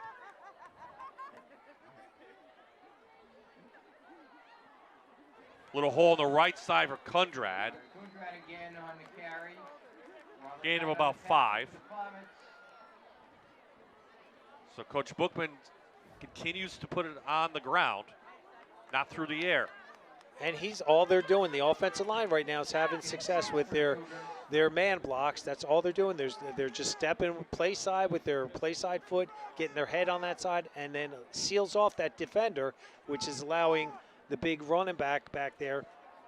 He's having a great game in there. Who knew that they were going to start? Kundrat was going to be the guy that's going to be the man. They're putting Bookman out more of a receiver. You see him to the near side. Play action. Little pump and go. Chamonix, a little short and incomplete. Him and Schultz, the two number 6s, going at it. The throw was a little short, or he might have had it. 1,000, 1,000. Plenty of time. Gets a nice ball back there. You see, I think he had a step on Schultz. If he led him, he would let have him, caught it in the end zone. You were absolutely correct, Bob, on that call because he had him. It's just that ball was thrown short. Now, the wind is going left to right. They are throwing into it, and correct. they are throwing into it. It's been pretty aggressive all night, about 10 to 15 miles per hour, I would say.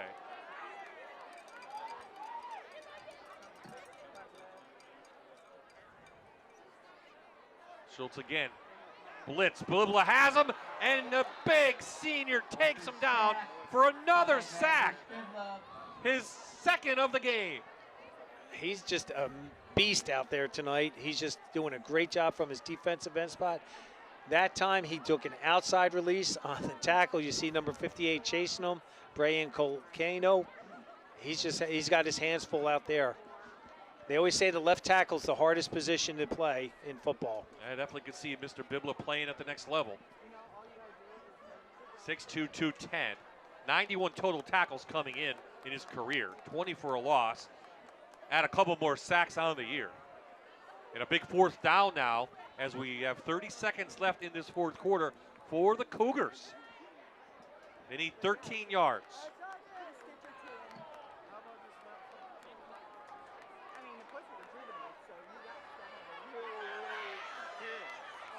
Wolf pulls it down. Guess who has him? Number 12, and that will do it. Hazleton stopped. The Crestwood defense comes up huge. They stop the drive, and they'll take over on downs. I know it's premature, but I think if it was up to me, Mr. Bibla would be the defensive player of the game for us. It isn't up to you. No, I'm just kidding. I know that. He actually got knocked down on that play and got back up. And right now you see the frustration on Coach Buckman saying, what are you thinking on that? And I think he's talking about the pass. I think he went like that. I think he's talking about the pass to Shamani. Again, if he let him, he would have caught it in the end zone. Well, this is not what Hazleton wants. If Crestwood puts a drive here together, this is over. 9 seconds left. Crestwood next week will take on Hanover at home. Hazleton has to travel to Wyoming Valley West. Offense, number 66. Go for it, second down. So a break for Hazleton. Have to back up Crestwood 5 yards.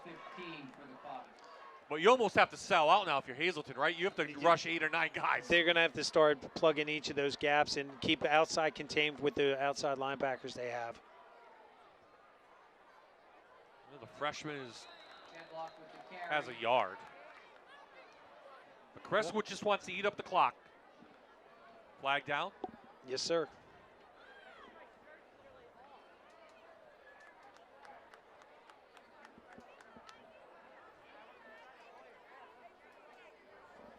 So Hazleton's offense, which put up only 20 last week against Dallas, has been stagnant tonight. A lot of those, 14 of those came late in the game. Personal foul. Offense, number 72. Half the distance. John Jones, junior, call for a personal foul. Now this backs up Crestwood inside the 15. Yeah, I mentioned John Jones earlier in the third quarter that he got into a little bit of a pushing match, and you can't do that. It's too early in the game, and if you get ejected this game, it counts towards the next game also. So they've got to be smart, and the coaches have got, Coach Arcangeli's not happy. 3 quarters in the book. Crestwood out in front, 21-6.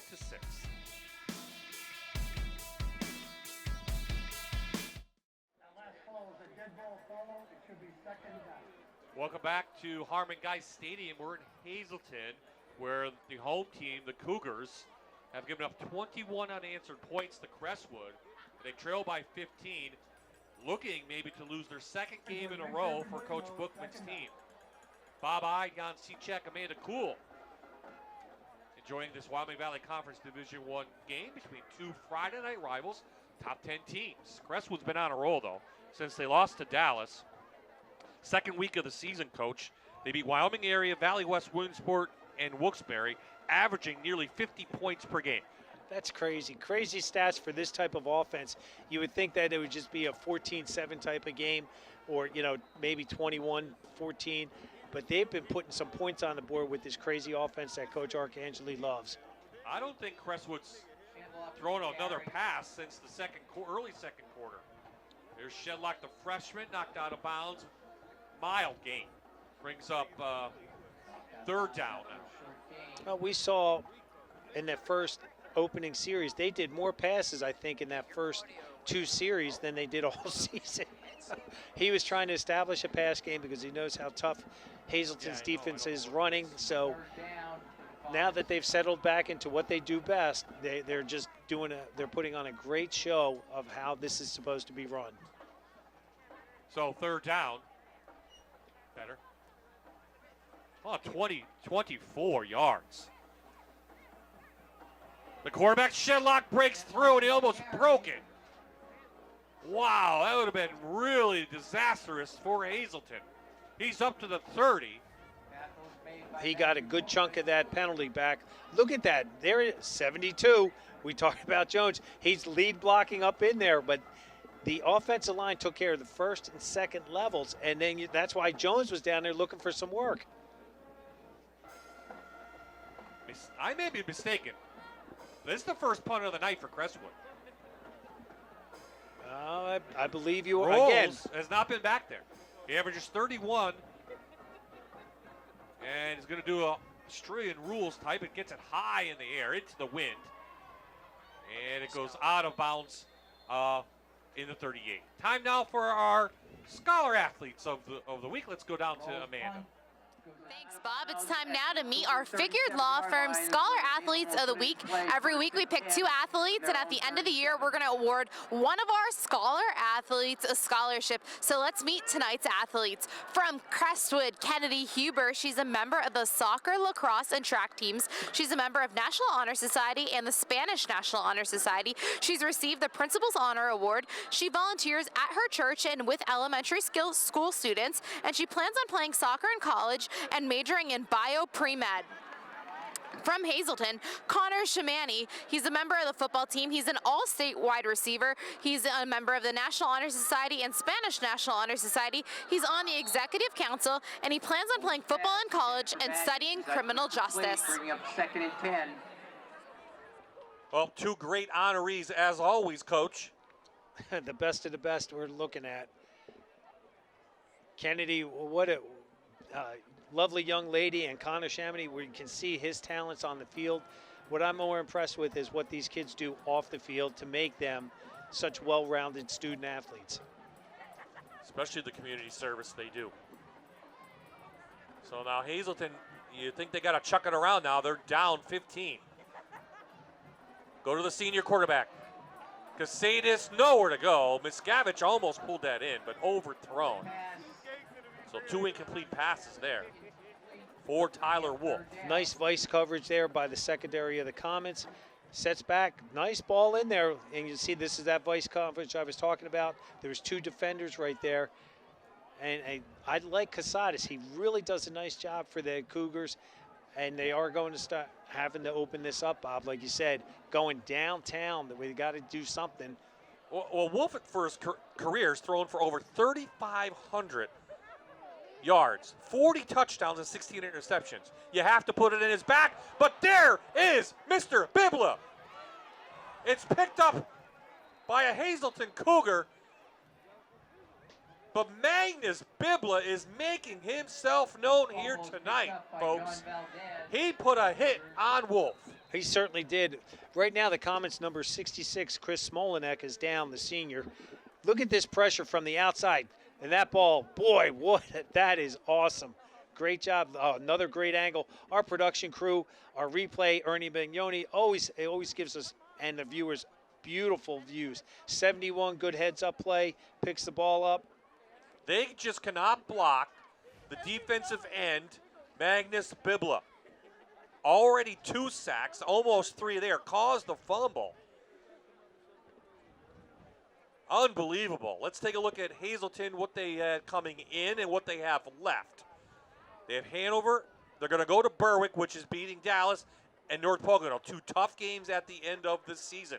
They want to get a home game in the 6A playoffs. They certainly do, and that road trip down to Berwick is going to be, they're going to have to pull out all the stops for that game. Hanover, they have a new coaching staff down there again. Seems like every 3 years they get new staff in there. They're struggling this year, so they shouldn't really struggle with them at all. North Pocono, Coach Dolan's having a down year this year, so they can't look past any of the teams, but the one I would be concerned most about is October 21st at Berwick. Well, Berwick has extended their lead over Dallas 26-14. Well, that'd be a shock of the week. Let's go to Crestwood. So what do they have left? Well, there you see it. Well, they have Scranton Prep, and we've seen that back and forth battle right there. So we're not, London Montgomery hasn't played all season. He just had his surgery a few weeks ago. He's on the men's Scranton prep, figured out what they have to do to be successful, and they're always Scranton prep. They're always good defensively. They run that 4-4 better than anybody in the league. Let's give them a hand for getting up. That's good.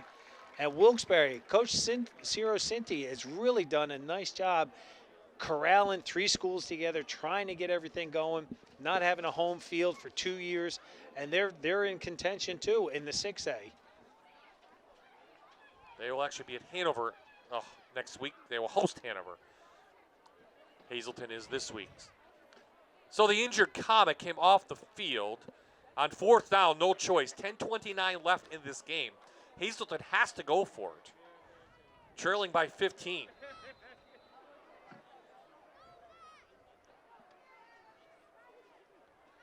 Wolf looking, and he's gonna be taken down again. Guess who, Coach? I just cannot believe they cannot block number 12. His 3rd sack of the evening. He's got great feet. He's active with his hands. He's just beaten both of those guys on the outside. Valdez and Poro that time. Just they've got their hands full, and when you have a stud defensive end like that, wow. Coach Art Angeli is just imploring his offensive line to put this game away. They have a short field. They're at the 26-yard line of the Cougars. Crestwood from the Cougar 26-yard line. And with their rushing attack and the way it's been performing late since the first quarter, this could be lights out for Hazleton. No turnovers either for Crestwood. Schultz up close to the line to gain. Mr. Schultz, we said last week, had a career game, and you're going to see this is that great view right there of that single wing, student body right. He's real patient. You saw number 66 was out there waiting, and he pushed him in. Chris Smolnak did a nice job getting in there, blocking at the last moment for him. It'll be 1 yard short.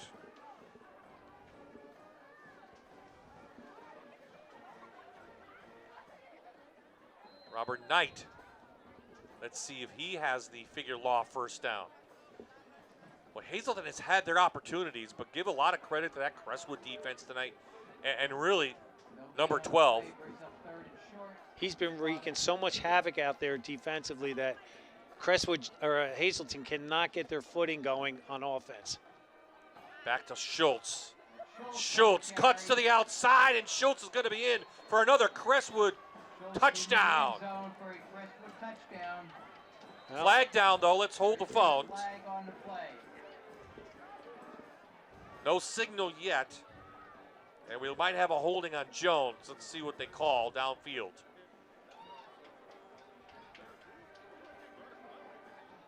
So this touchdown will be taken off the board. 9:09 left in the 4th quarter.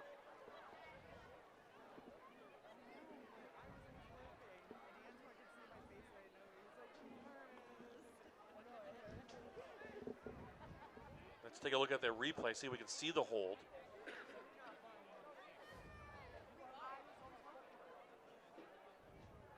Ball's by, and there's 72. He just went out of our screen.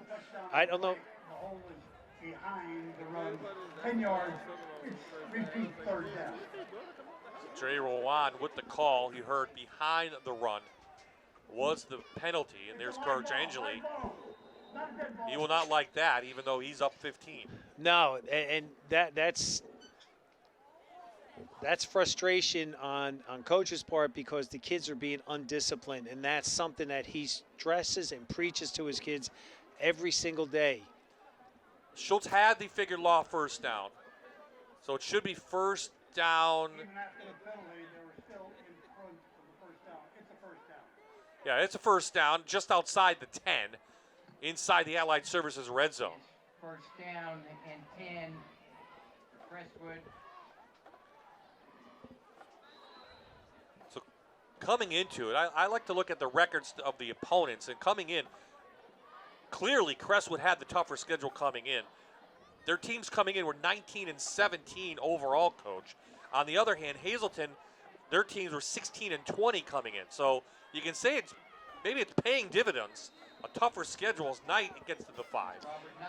We always say that as coaches, if you want to be the best, you got to play the best. And week in and week out, you have to be on your A game. And Coach Arcangeli, we can't pick. As coaches, we don't really pick our schedule. That's done by our athletic directors and the district, basically. Noah Schultz in for another Crestwood touchdown. Since it's been 6-0, it's been all Comets. From the second quarter on, Crestwood has owned the Cougars. They certainly have their student body right, and he cuts back inside. And I've said this a bunch of times already. He's just so modest, and when he runs, he makes it look easy. And he's just, you know, you saw him giving props to his offensive lineman, his wing back, his slot back. So Schultz just keeps adding on to his touchdown total on the year and his career. Rolls on for the PAT. He's been perfect tonight when he's had the kick. They went for 2 once, and they missed it, but they got that all back. 28-6 is the score. 8:44 left in the game.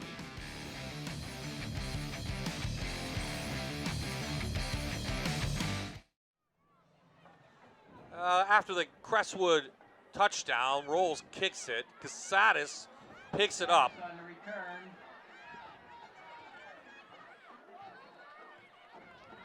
Great tackle by Hilp.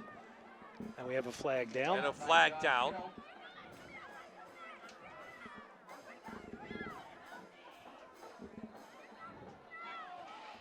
Pizza Bella Mountaintop. On game day or any day, try our award-winning wings, stromboli, bites, and his specialty pies. What's for dinner on game day? That's easy. Pizza Bella Mountaintop. Pizza Bella Mountaintop is a proud sponsor of Crestwood High School football. There you saw Connor Kundrat holding his shoulder, number 28, on the sidelines.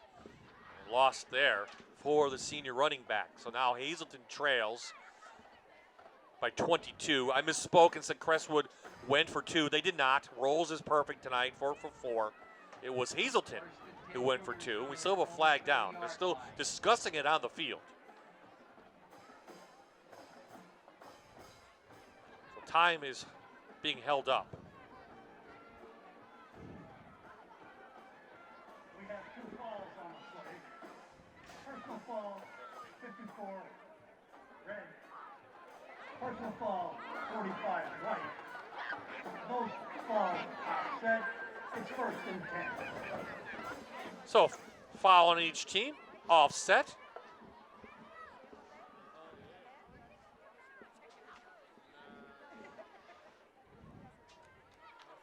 And it'll be Hazleton with the ball at their own 30, trailing in this one, 8:37 left. And in danger of losing their 2nd game in a row at home. Wolf gonna roll, and he's chased and taken down again. It's the other Bibla. It's the younger brother, Lincoln, and it's a Bibla sack fest here. I love the analogies and words, Bob. Awesome. But look at that. He just came flying in from his outside linebacker position and just grabbed him from up top and dropped him. What was interesting, though, I saw number 21, Logan Rolls, starting at his outside linebacker position, started to come in right at the snap and then peeled right back out, which I think caused the offensive line to step towards him. Oh, no, look out. This offensive line is being taken apart by the Biblas. His 4th of the night for Magnus. Here it comes right inside. Look at this. That inside release. I spoke about Coach Manello last week doing an inside pitch with his defensive ends, and they dialed it in, and that's where he's just wreaking havoc. They can't stop him. Berwick up 32 to 14 over Dallas, 10-12 to play. This is according to Tom Fox from the Citizens Voice. Boy, that'd be one of the biggest upsets.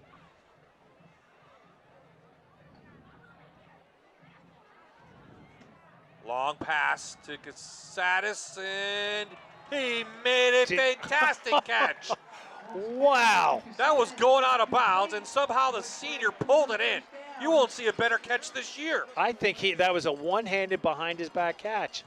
Wow. And again, they're going no huddle, so we won't have a chance to look at that. This is awesome. Now they're starting to put, now the sense urgency is there. They're going to keep firing it. 25-yard gain.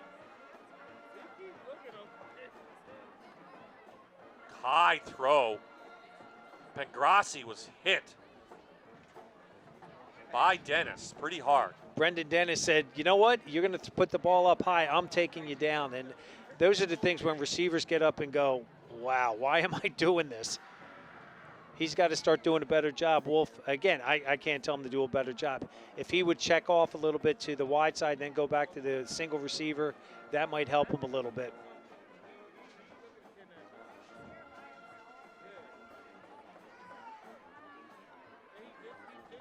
Under 7 to play here, Harmon Geist. A little shocking here for Cougar fans. Last week they lost to Dallas here. They're about to lose to Crestwood if they can't make a miraculous comeback. Here comes the blitz. Rolls almost took him down. Somehow Mattias picked up another great catch. Mattias all the way down into common territory, knocked out of bounds at the 25. Did he catch it? That's the question. No. Frank Galicki comes in from the umpire and says, no, that hit the ground. We'll see it here. No, oh, yeah. It one hand bounced. Hey, great acting, though, by Mattias, right? Hey, you tell the guys, you know, unless you hear the whistle. He took it off the bounce. I love the heads-up play, though.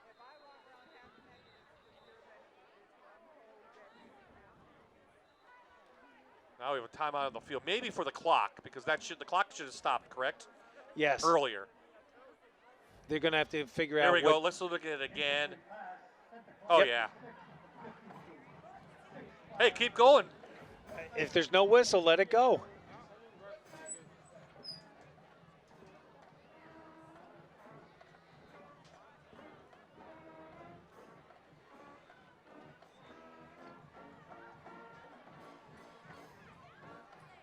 Just trying to get the right time on the scoreboard here.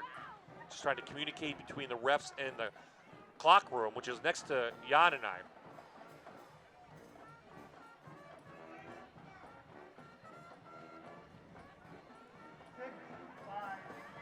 $6:52, that's what they're saying. There we go.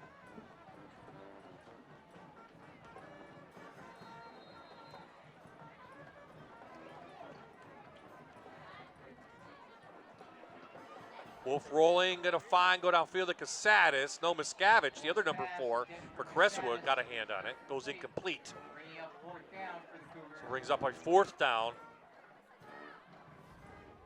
You'll see the replay. Here we go. Rolling to his right.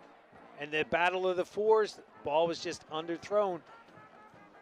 They've got to get on the same page, the quarterback and the receiver, to make sure that the routes that are going to be run, you're going to be where the ball's going to be thrown.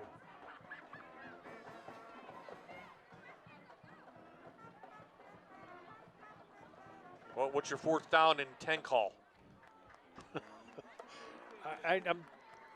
My 4th down, it's going to be, let's do the quick out to number 6. That was successful for them earlier in the first quarter. I like it. Battle of the 6s. Oh, he's got Bookman on the right. He missed him. Wolf pulled it down, and he's not going to do it. The Comets defense holds again.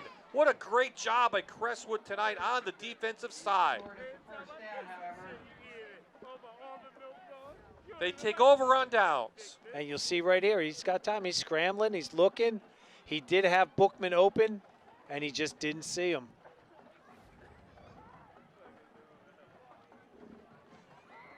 And right now, Coach Bookman's just consoling him, says, you know, you never want to put the quarterback in a position to try to win a game. All they have to do is just engineer and do the plays the best they can.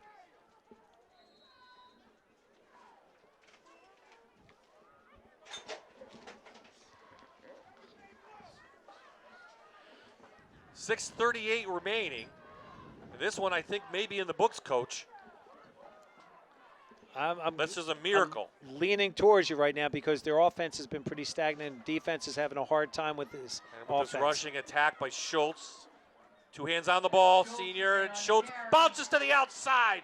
Noah Schultz, you're not going to catch him. Another Crestwood touchdown. This tired defense has been on the field most of the second half, and they just cannot stop this Crestwood rushing attack. Just Noah Schultz, it just does a cutback. He started going to his left and cut back to his right. Look at that stride and how he's just in there. He's just like, yep, thank you. 52 yards for the senior. Great blocking downfield, and now I think it's in the books, Coach. Crestwood is showing their power. Rolls on for another PAT, and he is perfect. It's 35 unanswered. It was 6-0 in the first. That's crazy. That 6:10 remaining. That Crestwood has gone on such a roll like that. Wow. And with Dallas losing, things are definitely going to tighten up for that #1 spot, not only in the conference, but in the district as well, because Valley View is a 41-7 lead over Scranton, which was undefeated, and they're a 5A school, so they're going to get a ton of points for that. That power points come into play now. We don't talk about playoffs the first 2 weeks, but now we're at the tail end. Speaking of playoffs, Mount Carmel's winning, Southern Columbia's winning. Great showdown between the Red Tornadoes and the Tigers. Mount Carmel hasn't beaten Southern Columbia since 2011. This could be the year. Then we'll go ahead. Abington Heights, North Pocono, great Lackawanna League matchup, and we'll end the season with a battle of the bridge, really, Wyoming area and Pittston area, because there's only one bridge now. That's true. That's true, right? Yes. And Pittston was up tonight. They were beating. Yep. And Wyoming area was winning. Yep. And at that game, you can normally just throw the record books out. The last few years, Wyoming area's had their way with Pittston, but Pittston has done Coach Barberi's done a great job up there, enduring the storm and having a great one. And you know what it is? It's a playoff game because both of those teams will need the points for the playoffs. They're going to make the playoffs, I think. Wyoming area and Pittston. Pittston's in 5A, #2 seed right now. Wyoming area is in 4A, and we saw before that they're in the 3 or 4 seed. Yes. They're in the 4th spot. Now, but Berwick with a big win, Wyoming area with a big win. Boy, this is a great time of year for high school football. NFL on Fox this Sunday starts with the NFL kickoff show at 11. First game begins at 1 with the Atlanta Falcons versus the Tampa Bay Buccaneers. Then at 4, the unbeaten Philadelphia Eagles travel to Arizona to take on the Cardinals. Fox NFL Sunday only on Fox 56. Bob, I have to give a shout out to DJ and Jillian Knowles. They just had their baby. Vincent, congratulations to them. And I brought that up because she works for the Philadelphia Eagles. That's my contact with the Philadelphia Eagles. So congratulations, DJ and Julia.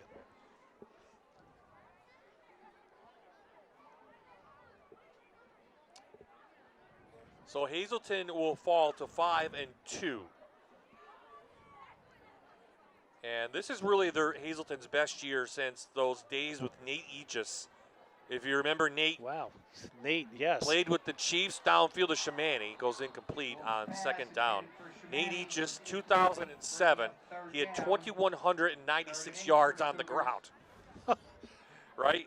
For a career, he had 3,400 yards as we look at this replay again. Beautiful ball.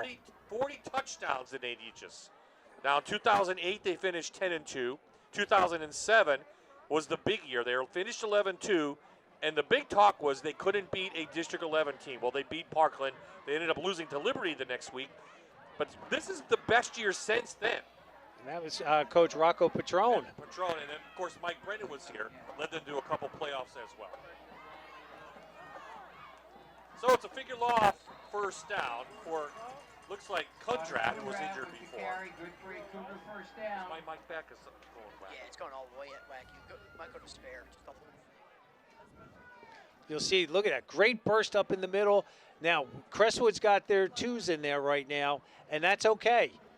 if they give up a touchdown at this point, those other kids from Crestwood right now, the Comets defense is getting some experience right now playing against a very good Hazleton team. So Hazleton will fall to 5-2. Crestwood will improve to 6-1. Yeah, just switch as soon as you can. Tip it on the spare. Okay, now, so turn my mic down. Yeah, just go.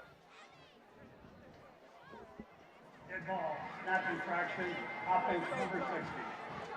5 yards. Here's the replay on this. He did move the ball a little bit. Those defensive tackles, and I coached defensive line many years, you want to end up making sure you just follow that ball. As soon as that moves, you move. 4:24 in this one.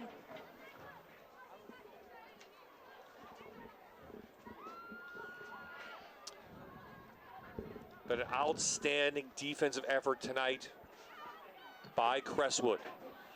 Back to Kuzman. Again on the carry. Up inside Comet territory, and as Coach mentioned, some of the backups in now for Crestwood in this game, under 4 minutes to play. Coming in with that inside trap. They're getting some yardage right now, and these are inexperienced defensive guys, but this offense has got to get some of their confidence back, and this is a good way to do it.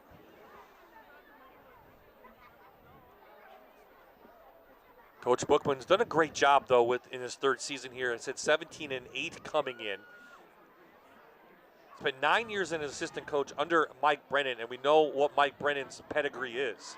He wins state titles. He's having a great year with Danville. Down the Shamani, and he pulls it in. Down to the 5. 39-yard strike. To the 5-yard line. Beautiful ball by Wolf on this. Good time to block. Offensive line gave him the job, gave him a chance, and look at how he just laid out for that ball. Pulls it in, makes sure that he has control, slides for another 6 yards. So it'll be a figure law first down inside the Allied Services red zone for the Cougars. Under 3 to play here. This may be too far out of reach for Hazleton area, a little bit too much too late. Guzman goes in for a late touchdown. Excuse me, Kundrat, number 28, Connor Kundrat, the senior.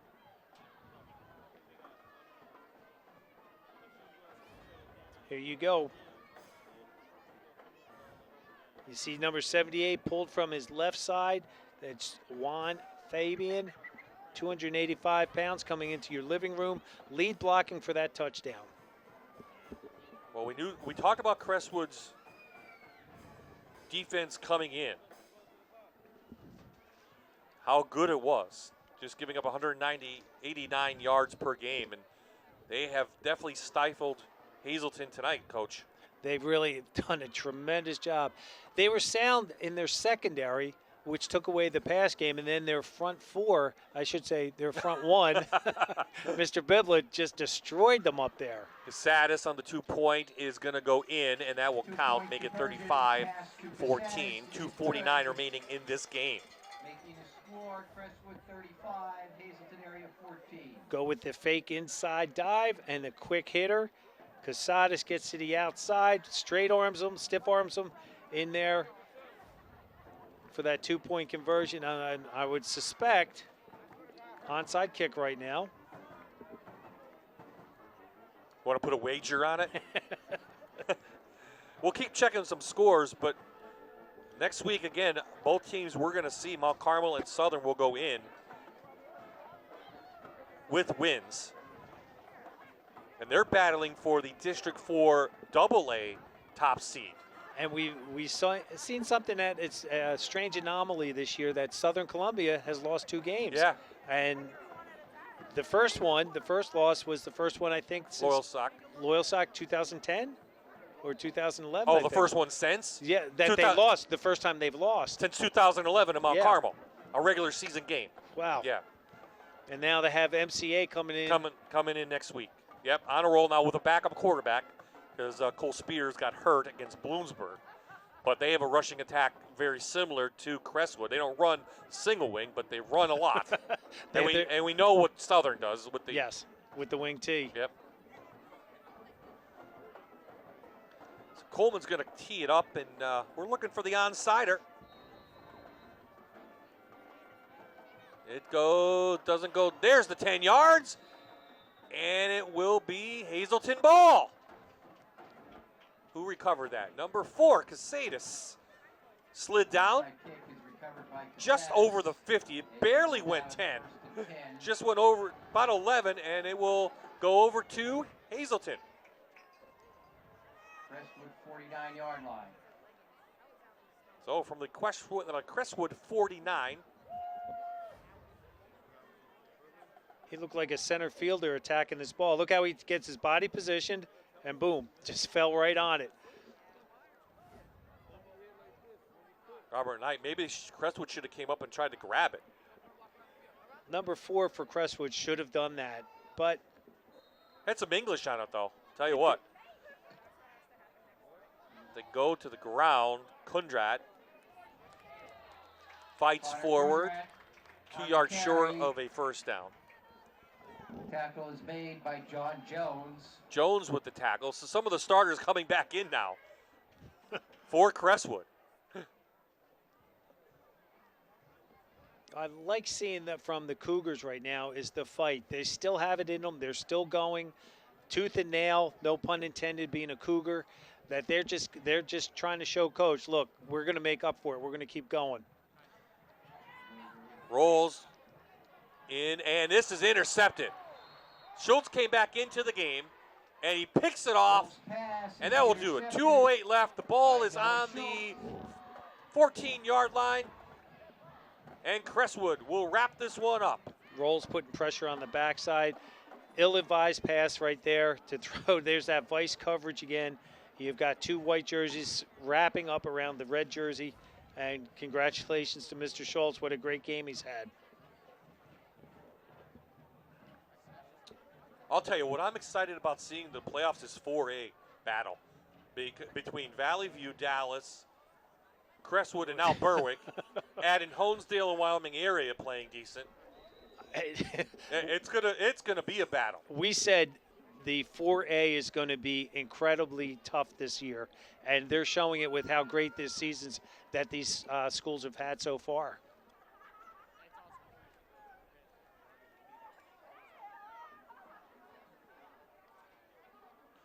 So now Crestwood just needs to run out the clock.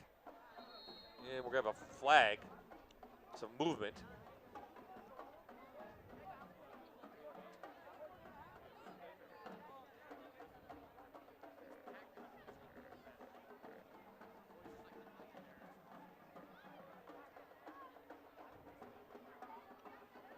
Dallas is inching closer on Berwick. Down by 10, down at Crispin. Valley View late against Scranton, holding the Knights to just 7 points. North Pocono on a roll, 55-7 over Wallenpaupack.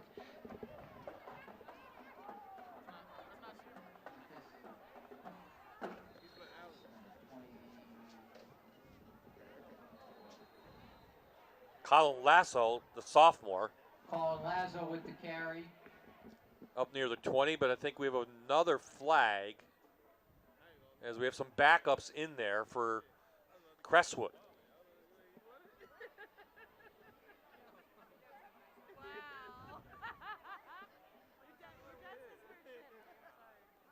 Yep, this will back Crestwood up. Pittston area beating Lake Lehman. Talked about that. Honesdale beating West Scranton.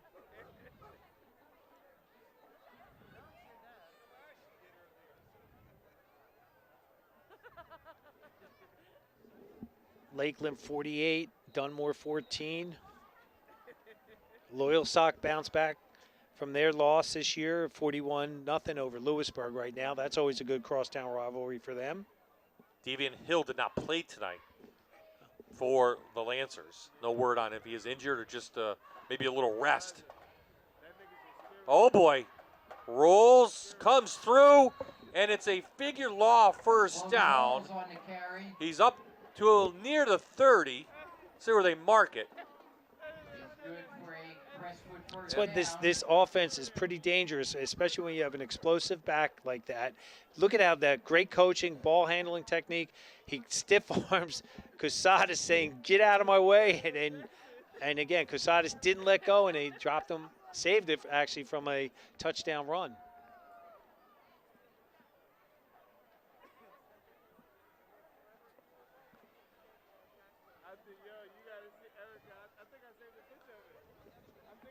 Jason Swank, the junior, who played a little quarterback last year, is in there now, the quarterback, with Rolls next to him.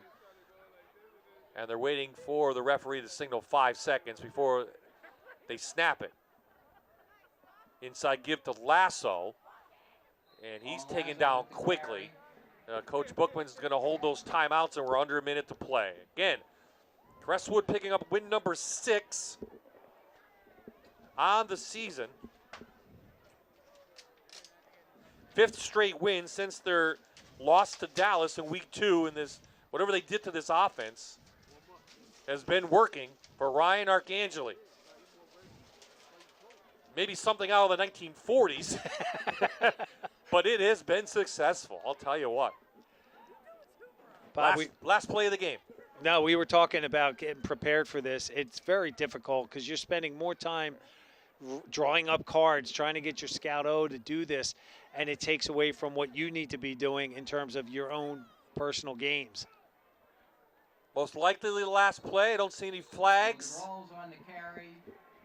Everyone gets up, no pushing and shoving, and this one's in the books. Crestwood trailed 6-0, but it was 35 unanswered for the Comets, and they pick up win number 6 on the year. The final score, 35-6. Second straight loss for the Cougars, and they'll have to regroup. And Ryan Arcangeli congratulating Coach Bookman. And he'll got his team rolling. Things are tightening up, folks, in the district. Amanda's going to have our players of the game present their FNR trophy. And then Coach and I will get ready for Mount Carmel and Southern Columbia next week. Noel Schultz, a big night. Robert Knight had a touchdown. Shedlock had a touchdown. But really, I think it has been the play of Magnus Bibla from the outside with 4 sacks and just been havoc in the backfield all night long for the Cougars. And a little bit of Lincoln Bibla thrown in there for good measure. Okay, let's go down to Amanda with our players of the game. That's right. Tonight's players of the game are Noah Schultz and Magnus Bibla. An incredible game tonight. What were your expectations coming into tonight's game? I plan to just work the end, see what I can do, and use them to my advantage. We knew they were a tough team. Nothing we really seen before. They're a pretty good passing team, and we knew we had to prepare real well. What can you take from tonight's victory moving forward? I know this game can have some implications on the seedings for postseason. Yeah, this is a huge game for us, a huge win, and this probably puts us in a really good spot for the playoffs. You have to be incredibly proud of your teammates coming out with tonight's win. Yep, we played really hard. I was really proud of the team. Congratulations, guys. Thank you. Bob, Jan, back to you. Our Army National Guard players of the game, Noel Schultz and Magnus Bibla. Well, I don't know much more we can say about the Comets. I think they'll move up in the standings. Hazleton area may drop out. Scranton will drop out. We'll see who's the new FNR Top 10 coming up on Tuesday, Coach. We have some homework to do, that's for sure, Bob. Absolutely. Absolutely. Valley View may get a vote in there as well. So next week, our crew will head down to Catawissa as number 4 Mount Carmel will take on Southern Columbia. That's next Friday night, live right here on MyTV at 7 p.m. A great job by our crew as always. Bill Murphy in the director's seat, Tyler Peterson on audio, and Stephen Phillips, our producer behind the scenes, calling all the shots. For Amanda Kuhl, for Jan Sichak, this is Bob Ide saying so long from Cougar Country. It's the Comets over Hazleton. The final score, 35-14.